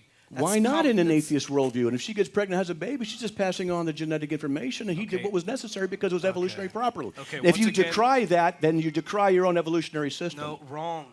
Matt, Absolutely. Matt, there's a clear difference between me describing kin selection to say this is where it started versus what we've been able to build upon that as advanced apes. Well, Okay. that's just called argumentum ad populum. And what that means is that the majority of the people will hold to this, and this is why we're going to say this. Your standard isn't objective other than to say it rests in societal norms. But what you are doing is saying that you have the right to judge other cultures. But you haven't established any system. When I ask you, based on what you said here, on the well-being, then you changed, you moved the goalpost. I said, based on the well-being of this issue, that's what I asked you. You didn't answer the question. In your worldview, if it's based on well-being, if she's raped, and there is no harm, there's no decrease in her well-being, on that basis and in that question, is it wrong? It is still wrong. Okay. Because of bodily autonomy and her own body being violated. Okay, so is well-being affected? I would say so, yes. Someone How? being violated when they're in a coma, There's no effect to her well-being. Well, there's also a lot of potential effects. The man could have diseases. So there could be then- all sorts of things. So then well-being in itself isn't the right criteria, is it? It's one of the criteria. Oh, It's one not- of the yeah, criteria. it's Okay. it's the major one. So then your ethics, they evolved based on the question that you're asked and the corner you're in. Well, what I can tell you is I said in my opening, which I don't know if you were listening, but I was taking copious notes. It was well-being along with the veil of ignorance. So the veil of I ignorance did miss is that one. Someone was talking next to me. What do you mean by that? Please, really quickly. You're familiar with John Rawls' veil of ignorance? Let's not go there because we'll waste time. I mean, I asked, but Okay, let's just go so on. so the veil of ignorance is essentially we put a veil up. You don't know which person you're going to be in the situation, and you have to determine fairness, right? So you want to get 4 kids to divide up a cake evenly. Or fairly. You give one kid a knife and tell him you cut all the pieces, but you get to select your piece last. That's the way for you to determine that the pieces are going to be pretty even because he doesn't want to get screwed in this whole deal. So you put up the veil of ignorance over the Old Testament and don't tell God, you're either going to be God or you're going to be the people. Would he want things to be the way they were? And the same analogy works in the rape situation. You put up the veil of ignorance and say, look, you're either going to be the person in the coma being raped or you're going to be the rapist. So in other words, you move the changes goalposts. things. I just went it's with not what moving you the said. goalposts. Yes, it's it using the veil is. of ignorance as a mechanism to determine ethical situations. You said by the standard of harm or the standard of well-being that you want to redefine your standard. I said that that's the standard, but the mechanism is the veil of ignorance, which I just described. All right. So Does he get a half hour? How long have we been going? Wow. 6 minutes. It's really rough, huh? Whoa, this is tough. This is tough. Yes, it is. So you believe then that the consequences of the action are what determine the moral truth of it? I'm just asking you. Is that correct? Absolutely not. I'm not a consequentialist. Okay, good. I'm just verifying. So you're not a consequentialist. Right. Okay. So what is the standard of morality then? It's the well-being Well-being. with the veil of ignorance With as the the veil mechanism. of ignorance. Okay, so it's been altered. Okay, that's all right. All right. So well-being, and that's not subjective. No, Not subjective at all? no. So you don't think that accepted social norms are part of the system? Well, I mean, there are going to be some minor individual moral, like should you park in a handicapped spot when you don't have the proper credentials, little things like that. Little things like that you could have little arguments over. But I'm assuming you're talking about big, massive ethical decisions, rape and torturing children and things like that. So, I'm not Okay. really sure what you're trying to get at. 5 minutes. 5 minutes. Let's just move it along a little. So you decry God because bad things happen. No. No? I do not believe in the God of the Old Testament because I do not think there's sufficient evidence to show that deity exists. Well, evidence is I subjective. don't reject him because I'm angry at him. I talk with him like I talk with you, or like I would about any fictional character. Well, evidence is a concept that's subjective and it's based on the criteria that you need in order to achieve a certain end. And that's what we can talk about, the abstraction that evidence actually is. Okay, and that's a whole other topic. You Is should that a study question that. for me? No, I'm just telling you that's what it is. So if there's issue of rape, murder, starvation, is that evidence, because they occur, I'm just trying to clarify, is it evidence that God does not exist? I'm sorry, Because murder, starvation? rape, murder, and starvation. Let's just use those three representative. No. Because they occurred, is it evidence that God does not exist? No, I don't think so. Okay. Is it moral evidence that God does not exist? No. So to bring up any of these atrocities like this is not evidence that God doesn't exist. Right, this debate is not about the existence of God, man. Okay, good. No. Good. No, I walked into the debate acknowledging that this character exists. So you're presupposing God exists in the Old Testament then? For the purpose of this debate, I'm talking to you like I would talk The about God of any the Old fictional Testament. All right. character. So the We God could of the have Old a debate Testament. about I got you. Voldemort or I Peter got you. Pan or I got anything you. else. I got you. So the God of the Old Testament, as you would say, has allowed various atrocities to occur, right? In the story of the Bible, yes. Yes. And you have used those as evidence why he cannot be true. That he's going to be a moral That is monster. false. Yeah, yes. I'm Right. using it as evidence that if he Okay. exists, he's a moral monster. Okay. So then if by your work, your logic, the corollary occurs where God does good things in the Bible, where rape is stopped or starvation is Still stopped. doesn't provide My evidence. question, if that is the case, then is that evidence that he is not a moral monster? if there were things in the Bible that he did do that were good, That were good, by your standard of good. well, I mean, I'm sure serial killers packed a lunch for their kid once. Okay. That doesn't mean they're So- good. So I'm just asking, this is an issue of logic. You say these, so to speak, generic things, bad things occur, God doesn't stop them, so therefore he's immoral. Right. So good things are stopped by God in the Bible, but that also means he's immoral. It doesn't mean he's moral. You have a double standard. You say, this behavior or lack of behavior, this is where I'll conclude, but when it's the opposite in the corollary, then when he does the same kind of logic is applied, I'm still going to say it's not evidence for him. No, what I'm saying is him doing a couple of nice things here and there Couple? does not negate all of the horrific things he does in the Old Testament. Horrific things. Yeah. And you're the one to judge those. Sure. You're the one to judge the horrific things of God. Why not? Okay. How do you determine God's good? 2 minutes. You want to know? How do you determine God's good? You want to know? Yes. You can all mock if you want. He revealed himself to me. Another topic, another discussion. Yeah, go ahead and mock. I've been healed by Jesus. You just don't know. Maybe we'll talk sometime. Okay. All right? I'm looking forward to it. So, some other time, we'll tell you, all right? It's not so easy. When you're in the presence of incredible holiness, you know he's holy. You know he's right. Could you be wrong You about know. that? No. Absolutely no. There's absolutely no way. If what happened to me happened to you, I guarantee you, you'd be sitting here.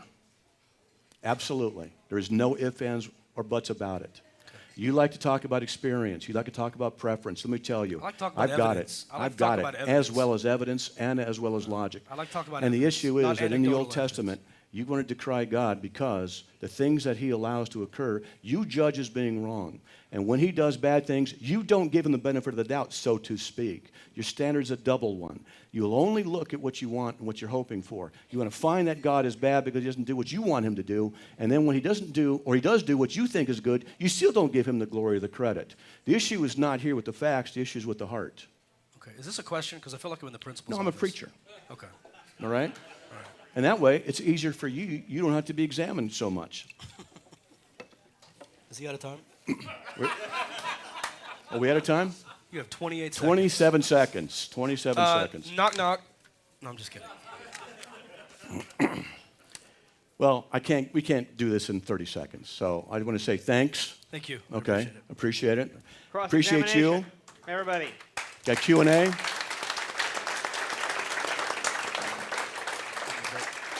We'll take 5 minutes. Again, throw money at the bar. We'll start accepting tips. Be back in 5 minutes. Thank you. I'm serious about you Are coming we out. muted? Are we muted? Mute us. Okay. I'm serious about coming out. I would really like to do that. I'm serious. Yeah, no, that would be a lot of fun. And I'd like you to be a guest on Dogma Debate, too. I need to get your contact info. So I'd love to have you on the show.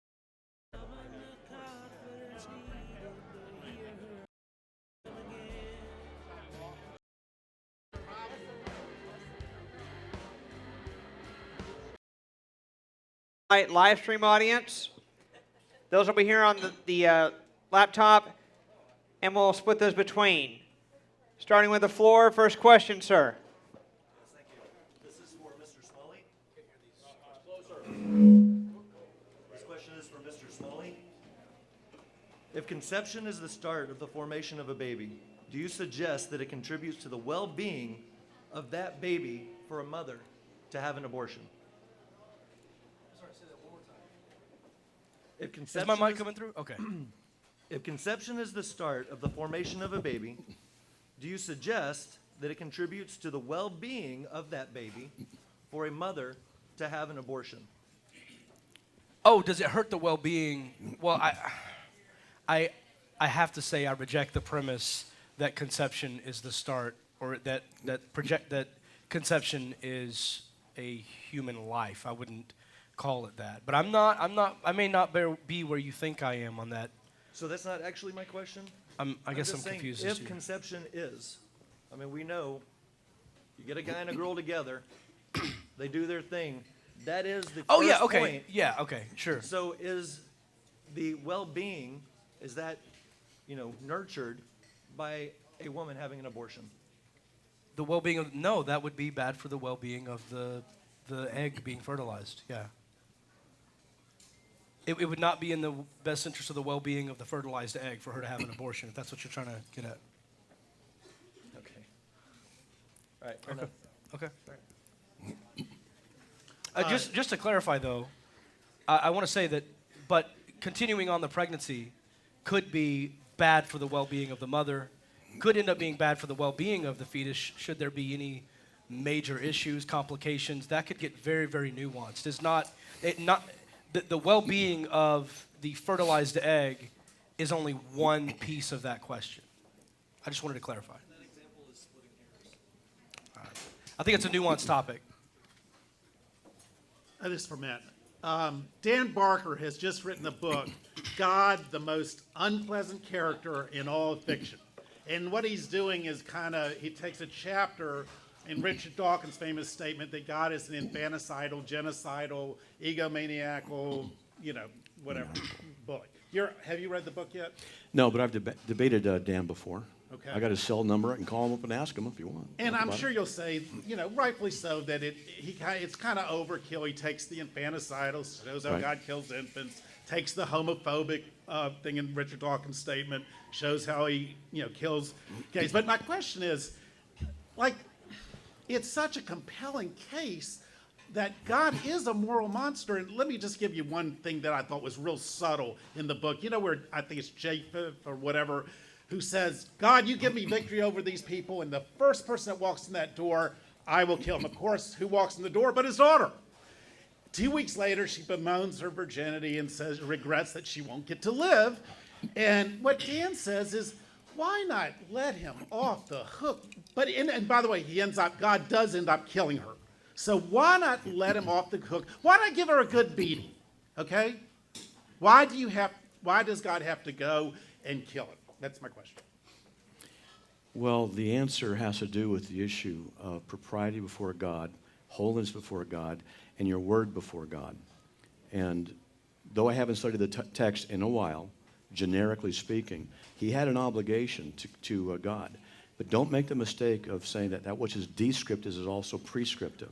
God certainly allows certain things to happen, and he requires people to do things. But he doesn't prescribe such things. So you want to make the mistake of thinking that because it's recorded, that's what God then approves of and desires in that context. Does that make sense to you? No, because the story you're talking about. Now, wait a minute. Is he going to be able to answer? Because I can answer to him. Well, I was just. That's what's gonna wanted happen? Just a brief. Okay. Little. No, What you're talking about is in Judges, I think 11 and 12. It's the sacrifice of Jephthah's daughter. Jeff. Yeah. Jephthah makes a deal with God and says, hey, if I win this battle, I'll sacrifice to you whatever comes out to greet me. Like his goldfish is going to come hopping out or something. He knew who it was going to be, and he sacrifices his daughter to God. That was one of the human sacrifices I was referencing in my opening. I find it completely deplorable. Find it disgusting. Okay. Well, you're thank you. entitled to your opinion. Because it ultimately is what it amounts to. If you're going to go that way, we would have to do a study. And I can't answer every single detail up here. But I have written about these things on my website. Go check it out. Go read the context. But just don't make the mistake of thinking that which is descriptive is prescriptive. There's a difference there. My question is for Matt, which I'm a Christian, but in response, with what he said, the story of Jephthah and the daughter, I've heard two different views about whether that was the daughter actually being sacrificed or if it was the daughter sacrificing being married. There's some textual Yeah, evidence. that's some of the stuff, yeah. Yeah, so there's two ways Yeah. that how it should be read. I agree that it's not prescriptive, but Right. which view of that passage do you think is I've read that those are some textual variants and some interpretations of how some of the words can be used, and I just haven't done a study on my own to be able to make an assertion. And that's honest. I mean, I try not to say I know this, or if I don't, I just say I don't.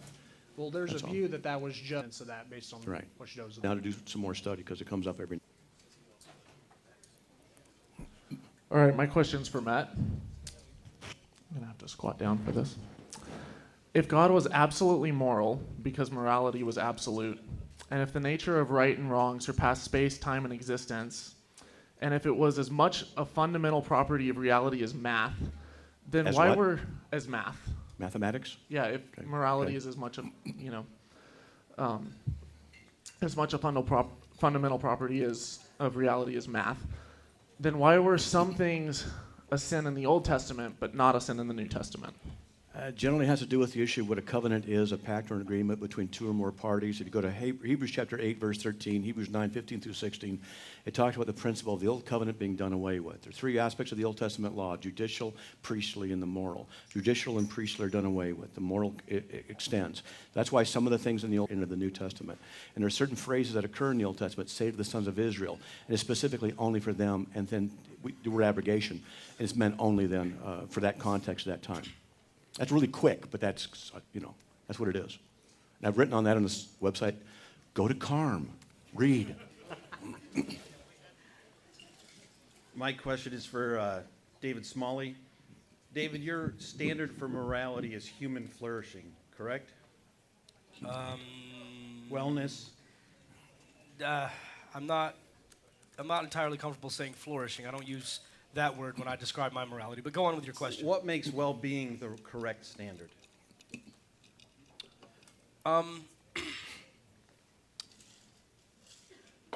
That well-being is a fact of reality. It's not something that's subjective to our own opinions. If I break your arm, that's an actual thing that happened that is not conducive to your well-being. You're describing well-being, but what makes it the right standard? Well, because it's in the best interest of all human beings to have All? a favorable well-being. Yes. All? Sure. You want to Okay. come up here and sit here, because that's good stuff. Are you familiar with the voluntary human extinction movement? No, I'm not. It's a movement of people who believe that the best thing for the earth is for humans to be extinct. Oh, yeah, I'm pretty sure that's a demonstrable fact. We're horrible for the earth. So wouldn't it be better for humans not to exist? Not for humans' well-being. No. So are these It'd humans... be better for the earth if the earth were making that decision, maybe so. Are these humans wrong? Yeah, considering human well-being would be wiped out altogether, I would say that's wrong, yeah. So they say human well-being is not the standard, and you say it is. What makes you right and them wrong? They're saying that humans being gone is good for the earth. When I'm talking about morality, I'm talking about the well-being of humanity, not the well-being of the earth. We can have an ecological argument as well and talk about what's better for the environment, and that would be for humans to stop doing what we're doing to the environment. But that's a different issue. So what makes your argument for humans existing more valid or better than them? They're not making an argument for what's best for people. They're making an argument for what's best for the earth. So it's two different things. It's two different situations. So they're wrong. They're right about what's good for the earth. I'm right about what's good for the well-being of humanity. Okay. Matt, did you Okay. want to weigh in? I just want to comment a little bit. There's a common mistake made by people who say that facts equate to morality. Facts don't equate to morality. This is a cup. It does not mean that it's a moral issue. The problem comes in when you deal with what's called the is-ought bridge or the barrier. Something is, why ought we be following? And this is, it's basically the principles that deal with what you were talking about. The simple facts are not moral statements, and that's very important for us to understand. Just by saying it's a fact doesn't mean it's a moral thing. This is a fact. This cup is here. It's not a moral issue. You got to develop a bridge between the is and the ought, and that's hugely problematic Right, in but atheism. when you bring in the veil of ignorance, that's why it begins to matter. That's why I say the veil of ignorance is the mechanism, and well-being is the standard. Yeah, we'll have to talk Both about are that more required. another time. Yeah. Question for Matt. So, Matt, I'm a Christian. I'm actually a graduate student of Christian apologetics. I've used your good. resources many times over the years. But I do have a question for you, just to hear how you would respond to this. As I'm sure you know, many Christians reject inerrancy. They do think that the God of the Old Testament is a moral monster. They're not Christians. They just don't think that. So they'll look at it and say, things of Jesus, and we see this self-sacrificial love. We see this incredible patience with humanity. We see love your enemies, do good for those who wrong you. And then they say God does not practice these very things. So how would you respond to sort of the mainstream Christianity's general approach that the God of the Old Testament is a false God or a misrepresented God based on what we know about the teachings of Jesus and the moral standards he establishes? They just don't know what they're talking about. And it's not just me boasting or whatever. Look, they just don't know what they're talking about. It's often the case with a lot of Christians. I have to teach a lot of Christians what Christianity really is, what the Bible actually teaches. And it's a case. I mean, come on, you know, it's what it is. But God is compassionate. Exodus 34, verse 6. He desires that people turn from sin, Ezekiel 18:23. He has love for people, Isaiah 65:1. He's jealous for people in a good way, that he wants them to serve him. He's kind. There's verses for that. Patient, Exodus 34:6. He's vulnerable, Ezekiel 16:9. And it goes on and on. And what people who make those kind of statements are generally doing is just picking and choosing what they want in order to make their case. They're not looking at the whole. It's like someone saying God is all love, so how can he send people to hell? He's not all love. He's also just. He's also holy. Take the totality of what God is and represent him properly, not partially. And that's what they're doing there. Dr. Zach? Question for David. So there's a relatively recent development in theological thought called open theism. You're probably familiar with this. The basic idea is that God may not necessarily know what will happen in the future, that he actually does sort of operate in a kind of a veil of ignorance. And in that case, you might say that if you look at like the Noah's Ark story, the flood, God may not have realized what the implications could have been for what he was doing, or maybe the Garden of Eden, he may not have realized what would happen. He may not have known whether that would happen. So I'm asking, in this situation, if you were to take open theism and apply it to Yahweh, would that God therefore be a moral monster? If he didn't know everything he was doing, maybe not. But we still have Isaiah 45:7 to deal with, that he says he creates good and evil, calamity.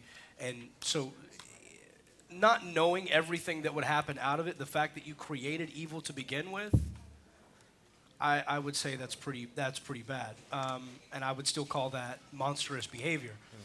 Further, when you look at the commands he does, where he gets involved in specific little petty wars between people and says, hey, go kill their children. And regardless of what you know long-term impacts that's going to have, telling someone to break into a neighborhood and kill their nursing infants is a pretty monstrous thing to do. So even if God didn't have foreknowledge of all the impact he was going to have, he's still making some pretty monstrous decisions.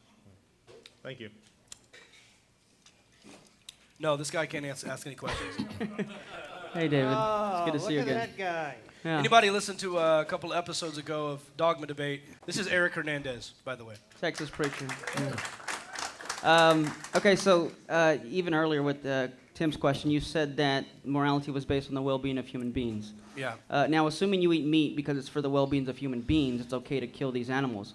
So what would you say against an accusation of speciesism, where someone would say an alien race came to rape, kill, and eat us because it was in their best interest to do so, because it was for their well-being? My question is, what argument would you have to an alien race who comes, kills, and eats us because they're stronger than us, and it's in their best interest and their well-being? Please don't. I taste yucky. I'll say, man, I think, more and more evidence comes to light about animal agriculture, what it does to the environment. I struggle with that. I really do. I'm not a vegetarian right now, but man, I think I'm leaning that direction in my thought. I've evolved in my ways of thinking on things like the death penalty. I no longer support that, and I used to. I used to support a completely moral relativist view. I no longer support that. And eating animals is something that I think I'm changing my view on slowly. It's a tough one, though, and that's a great point. Question for David as well. How is it not circular to define the objective moral standard as well-being by saying that the objective moral standard is simply well-being? Well, I didn't just say it. I demonstrated it using the veil of ignorance. Yep. My question is for David as well. You claim that well-being is the foundation for your morality. Is that well-being subject to change? I don't believe so. It's a good question. Why not? I don't. It's again, it goes back to the facts of reality. I mean, unless you could demonstrate that, torturing a child for fun is somehow in the best interest of all of humanity, You know what I mean? Until that could be demonstrated, it's going to stay the same. I'm pretty confident with that. This question is for David. Given naturalism, can you justify why any of our beliefs are generated by reliable cognitive faculties? And I wanted to elaborate a little bit on this. So imagine a village where they only believe lions are witches and they avoid lions and live. That is a false belief that is clearly adaptive. How is naturalism any different, and what is your justification for that? I'm not really clear on your question. I get that people could survive with false beliefs as long as they continue surviving. Is that what you're getting at? Yeah. Okay, well, the fact that I can't be absolutely certain about something doesn't mean that I'm wrong about it. Okay. So, given that, why should I believe that way, especially of a benign view such as naturalism? Because you understand well-being, you understand what harm is, you know what it's like to be harmed. You have developed mirror neurons throughout evolution, which you understand someone else's pain. If I were to stub my toe, you can look at me and realize that I'm in pain. If I was struggling to hold my drink and it was about to fall, you would likely say, let me get that for you. Within evolutionary psychology, you've developed genes which make you a compassionate person. But the fact that naturalism can't say, here's an objective fact about this one particular moral thing, it doesn't mean naturalism is wrong. It just, that's evidence that there could be other alternatives. That doesn't mean that mine is incorrect. I got a question for Matt. Finally. Good, thank you. That's great. That's great. So last week I heard on your podcast where you addressed the issue of slavery. We can't hardly hear him. Oh. I There we know go. on the podcast last week you addressed the issue of slavery and if the slave died after a beating immediately versus delay in time. But that also talks about if he died later, it was no vengeance was to be taken because he was his property. And I believe earlier you mentioned that. Is that a... Let me comment on that. Yeah, if you don't mind. Think of sentence A and B, and the word punishment is in both. The word punishment in the Hebrew carries with it the meaning of capital punishment. And that's what is going on with that particular Hebrew word. So if he were to, a rod is not a sword. So the intention in the context is that apparently this master had beat somebody to such a degree that and murdered him, then he was to be executed. So we would call that, I don't know, I'm not a legal guy, first degree murder. And so, and I don't know, I could say the wrong words, but in the second case, he doesn't die for 2 days. The implication is that the beating wasn't intended to be anything murderous, and it wasn't supposed to be that bad. It was involuntary manslaughter equivalent. So therefore, he was not to be executed for that. We're talking about the word property. The word property there can also be taught, is actually the Hebrew word for money. So he is his money. He is his contractual agreement or arrangement for owning cattle or land. Yeah, it's never said in the Bible where the word for ownership for cattle is ever applied to, or anything like that is applied to people. Oh, okay, gotcha. Okay. Thank you. Yeah. Well, if I'm wrong, show me. You know. Well, he says he was property. It says in the Bible. Yeah, and the word property can mean money. Yeah. That's still immoral to treat a human being. You're begging the question when you say it's immoral. You don't have a standard by which you can judge that. I've demonstrated my standard. No, you have multiple not times tonight. demonstrated your standard. Okay. You give an opinion. Okay. Question online submitted by Ian for David. Very many scientists from related fields of psychology and biology cast aspersion on the knowledge that evolutionary psychology purports to offer. In fact, it's a common joke among evolutionary biologists that they call evolutionary psychologists behavioral creationists for making assertions like women prefer the color pink because it reminds them of red berries from hunter-gatherer times. Ignoring the fact that preference for pink in women is an extremely recent trend from the last centuries, given that it is not a firmly established, scientifically proven field of investigation, how can either atheists or theists use evolutionary psychology as a possible explanation for the development of moral standards? Pointing out that something has made an absurd statement once doesn't mean it's wrong about everything. And regardless of what evolutionary psychologists may say that someone may agree or disagree with, does not change the fact of biological altruism. And again, that's not my moral standard. I simply gave that argument to show where it came from. If anyone were to say tonight, you can't have morality without God, which is not Matt's position. He thinks we can be moral without God. He just thinks we can't have an objective moral standard. So my argument was to lay out that we can, in fact, develop morality through evolutionary processes. Mr. Smalley, do you believe that abortion is moral? Oh, boy. I'm glad I'm debating him instead of you. You know, I think abortion is a far more nuanced situation than can be answered in a single question like that, to be fair. You said about slavery that it's immoral to own another human being?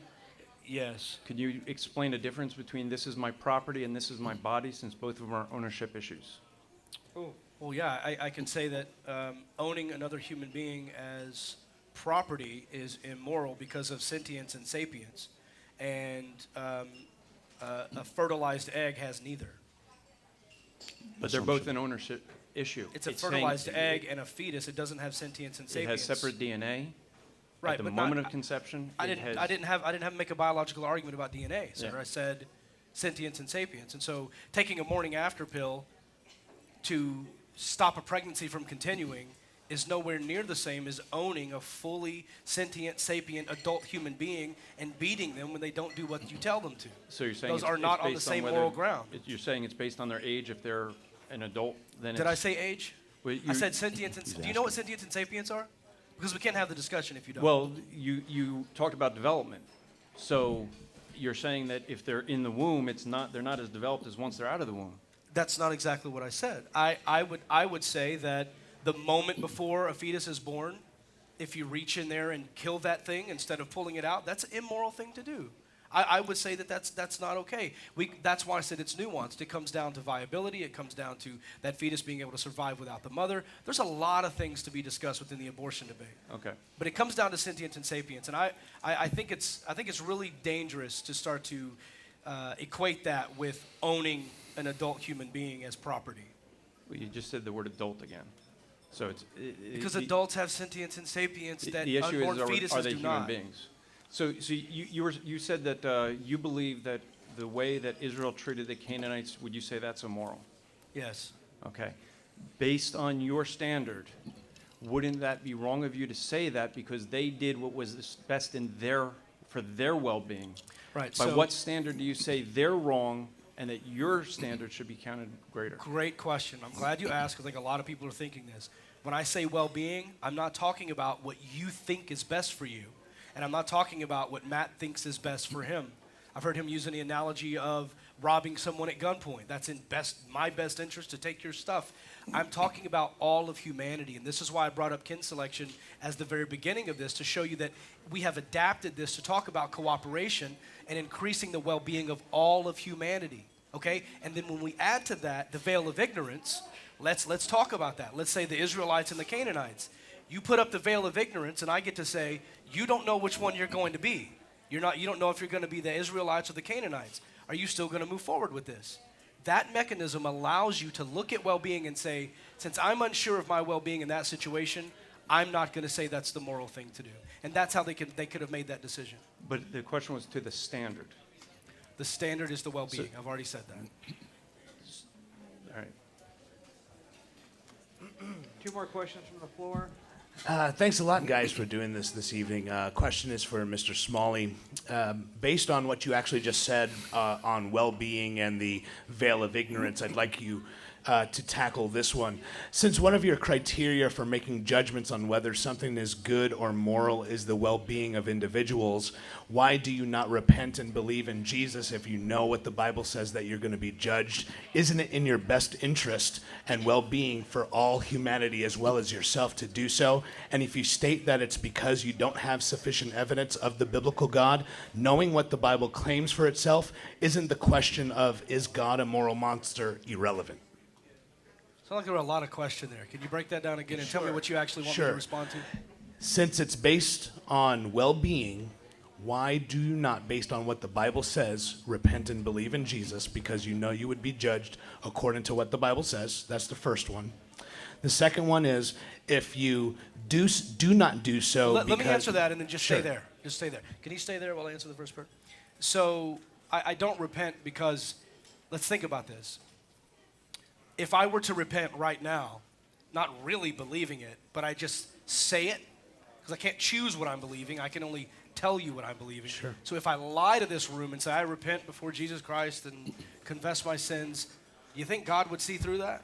Absolutely. So there's no I'm point reformed, in that. so I would believe So that. there's no point in that, right? So if God exists, he would know that I'm lying. So telling me to repent even when I don't believe something is trying to get me to fool God, which I have to then say, how smart do you think your God is if you think he could be fooled? So That would beg the question then of, if it's for your well-being, why don't you actively try to do so in order for you to actually mean it? once again, it's about the well-being of all of humanity. And as And we'll it would see, be and as we'll well-being see, for all of them to do so. well, you would think so, but as we'll see tomorrow night, I believe that to Christianity when it comes to the well-being of all of society. So then that leads to the next portion of my question, was that if you denied to do so or rejected to do so, and you do sense of this biblical God act, but based on your reasoning of he can, whether or not he's a moral monster, still irrelevant. Decided to do so because you acknowledge that he's real, you just didn't want to. Isn't that question irrelevant? No, let me put it this way. God has been such an absolute moral monster, deplorable to human beings, disgusting to humanity, unfair to women, unfair to the LGBT community, disgusting to babies, nursing infants, horrible to slaves. I would not want to be in a heaven where I worship at that monster's feet. Period. Let me respond to that blasphemous accusation based on emotion. Do you hear what you're doing?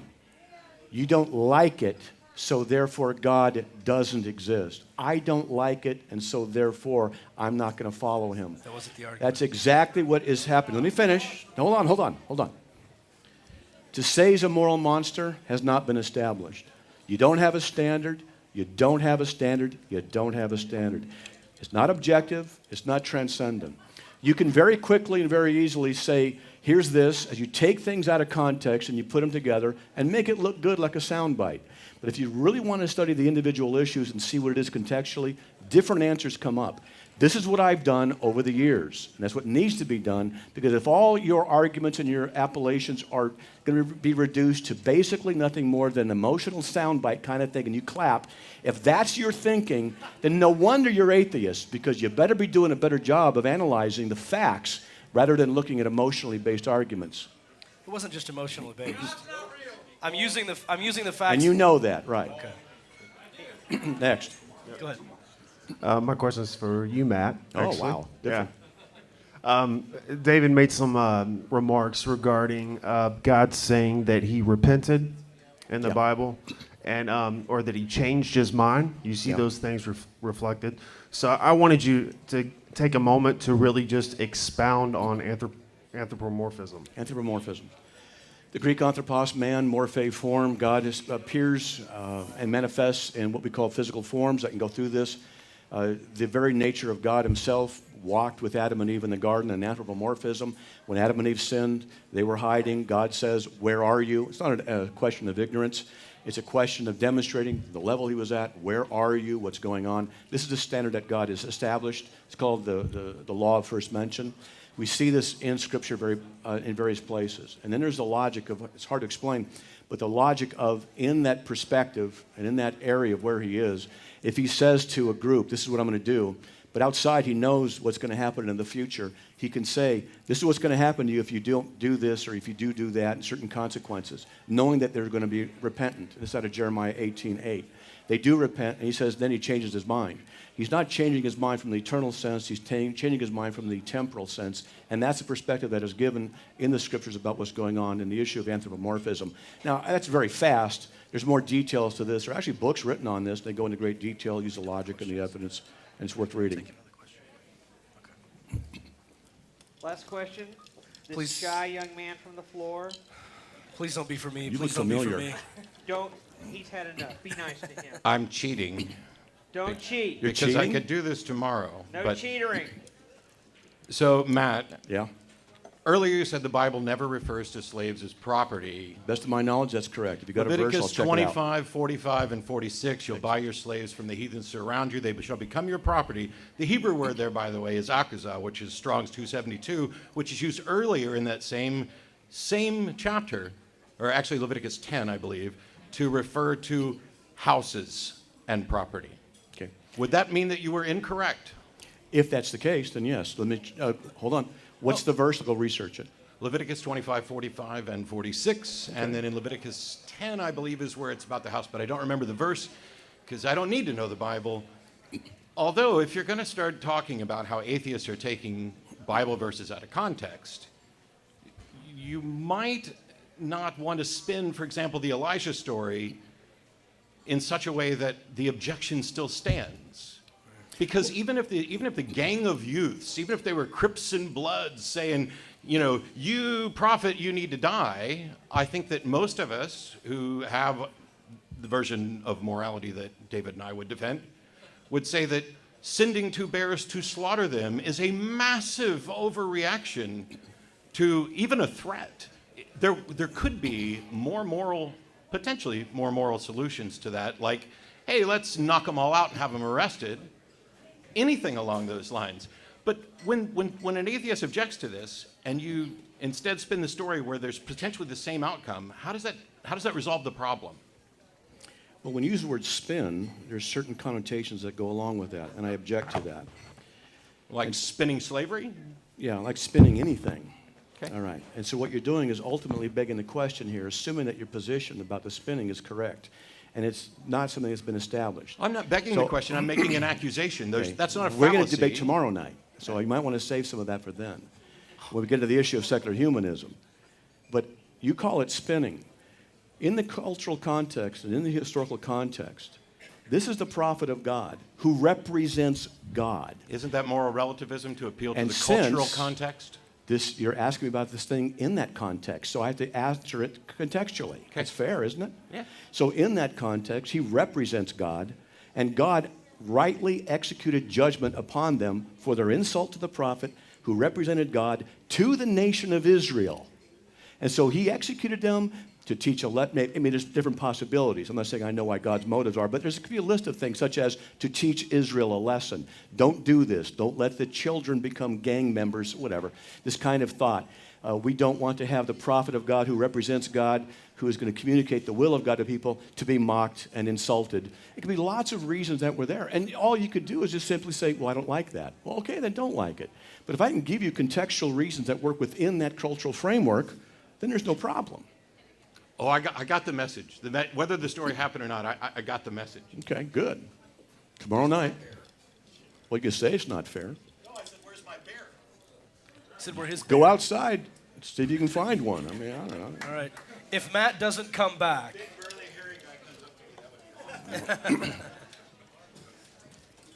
We will conclude now with closing statements. Me first. I didn't know we had closing statements. Would you? We got it. Go for it. You have 2 minutes to write one. Yeah, 2 minutes? How long is our closing He statement? just told me about 2 minutes, but Oh, about like 2 I minutes. told you Okay, earlier, whatever. you All can right. go as long as you want. Yeah. 2 minutes, that's Yeah. fine, whatever. Okay, so look, as I've already done in my life, I'm willing to change my position with new information. My opponent's not. And me being wrong about my position, whether we talk about it through evolutionary psychology or through well-being or with a veil of ignorance, doesn't mean his God isn't a moral monster. If my common sense morality serves me in all other moral situations, but it's not quite sufficient enough to evaluate God, because God in his infinite wisdom knows things I don't, then any God who judges me on that basis would be immoral, because he set me up to fail. He stuck his fingers in my ears and gave me a test that he knew I wasn't going to pass, and then tortures me for eternity for getting the wrong answers. Yet James 1:13 said that God doesn't tempt anyone. So yeah, I'm on board with whatever makes the most sense. I don't have to have absolute certainty in order for something to be a pretty good idea as to how it works, just like on the plane. But like I said earlier, that guy at the back of the plane that's claiming he has all the answers, who's claiming to be completely certain, who has said, in fact, that the guy who taught me how to fly the plane has crashed 11 of them, that's Matt Slick at the back of the plane, pretending to know things he doesn't know. And in fact, his position goes a step further and says, in fact, not only has my guy, my instructor, crashed 11 planes, but no one can land a plane unless you were taught by the guy I was taught from. And we're supposed to believe that this is a logical position. So I would submit to you that the God of the Old Testament, without a doubt, is a moral monster. Would any of us want to have that God in our community making decisions, striking down punishments, condoning slavery, telling people, commanding people to kill infants, take over territories, refuse to compromise, and never show mercy on these people? Would any of us want to get behind that? Would we vote for someone that had that type of platform? Is this God worthy of your worship? You make moral decisions every day, and I submit to you that you have a higher morality than the God you worship, because the God of the Old Testament is a moral monster. Thank you. David Smalley.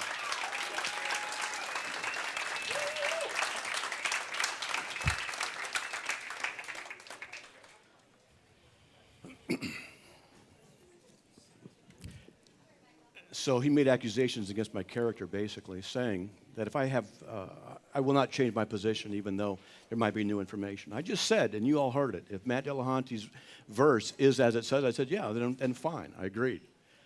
Right there in front of him, he still misrepresented what it was I said. Right there, even though I spoke to the contrary of what he just said, he actually accused me of doing the very opposite, and the evidence was right there in front of him. And yet he ignored it. This is the same, no insult meant, but your thinking is inconsistent. The evidence is there, you didn't see it. The evidence is there, you ignored it. You went to something else. You talk about common sense morality. Common sense morality? What's common sense to you may not be common sense to somebody else. You can't appeal to common sense without appealing to the logical fallacy of the majority says it's true, or what I feel common sense is, because what common sense to you is not the same as what common sense to me is. I want rational argumentation. I don't want platitudes. I don't want something that's emotionally based. I don't want something that is just accusatory. I want evidence. I want logic. Now, to say that God sets you up to fail, it's not a proper representation of God. We seriously need to discuss these issues, not when we have to go against each other in a public setting, and just go over them and work them out. Because it's so often the case, and particularly with atheists, and I've talked to thousands, maybe not thousands, 1,000 or so, whatever, that they just don't understand what it is they're criticizing. And I don't mean that to be insulting, but it's just typically the case. And so you don't represent our position properly. You freely choose, you personally freely choose to resist God. You freely choose to deny him. He's not making you do that. He's not setting you up for a fall. You freely choose to reject him based on your thinking, your preferences, and your ideology, which are all subjective. And then you all agree, my subjective rules mean that God's immoral. And I'm not pretending to know things or know all things. When you say, atheists have said that to me before, you're pretending. What, you know my heart now? No, I'm not pretending. If I don't know something, I don't know something. If I say I believe this is the case, I'll tell you I believe this is the case. I've been corrected before, and I'll continue to be corrected. After all, I'm married. But I'm not pretending to have any of these objective moral standards. I don't pretend it. I can make the case for it. And if you want to get into the transcendentals and really talk about some stuff on that level, then we'd be glad to discuss it. And I don't sit and stand in judgment of God and take scriptures out of context. And then take these sound bites about, oh, God's this, he did that, he did that, he did that. And you just whip these things out. I don't do that. I don't even do that with atheists. I don't even do that with Matt Dillahunty or you. I don't do it where I take one little thing and then just rip these things all together and say, see how bad he is, see how evil he is, see how stupid he is. I don't do that because I believe it's immoral to do that. I believe it's a sin to misrepresent somebody by putting together so many things and do verbal carpet bombing and say, see, that's the representation of God. I don't intend to do that, and I don't do that. And furthermore, to have a higher moral standard than God is to beg the question that you yourselves have the authority to stand in an objective manner and judge the God of the universe. And let me tell you, he exists, and you're all going to die one day, and you're all going to have to face eternity. And you better ask yourself the question, because eternity's coming. I'm going to ask you, if you want, come up and talk to me afterwards about what happened when I was an atheist and what happened to cause me to be like this. And I'll tell you, you're going to face him. You're going to meet him. And just saying he's not, and just saying, Matt, you're preaching, whatever. I have to tell you as a minister of the gospel that this is the case. It's not because I'm mocking you. I'm not. I actually care about you. I mean, Dave right there is an atheist dude. I like Dave. I mean, we met right away. I like him. You know, come on over anytime. We'll do a barbecue. I care about you all, and I'm dead serious. I care about you. I care about you. And I'm not trying to be, pedantic. I do.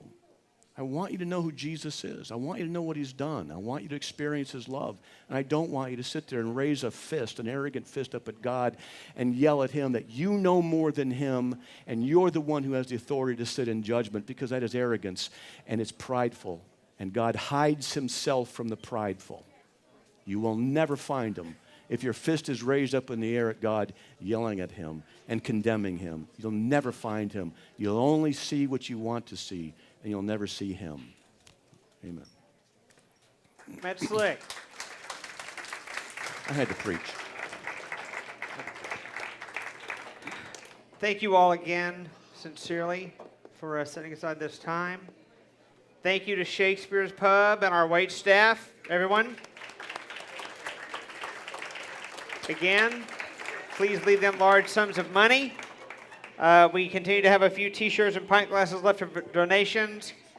And if you're doing nothing tomorrow night, we're all going to gather in Dallas at the door to see Matt Dillahunty and Matt Slick debate, is secular humanism superior to Christianity? Thank you. Good night.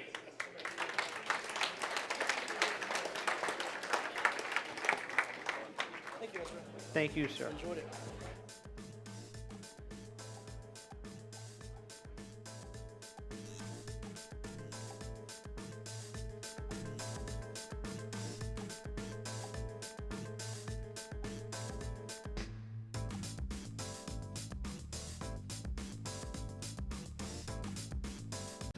If your fist is raised up in the air at God, yelling at him and condemning him, you'll never find him. You'll only see what you want to see, and you'll never see him. Amen. Matt Slick. I had to preach. Thank you all again, sincerely, for setting aside this time. Thank you to Shakespeare's Pub and our wait staff, everyone. Again, please leave them large sums of money. We continue to have a few T-shirts and pint glasses left for donations. And if you're doing nothing tomorrow night, we're all going to gather in Dallas at the door to see Matt Dillahunty and Matt Slick debate, is secular humanism superior to Christianity? Thank you. Good night.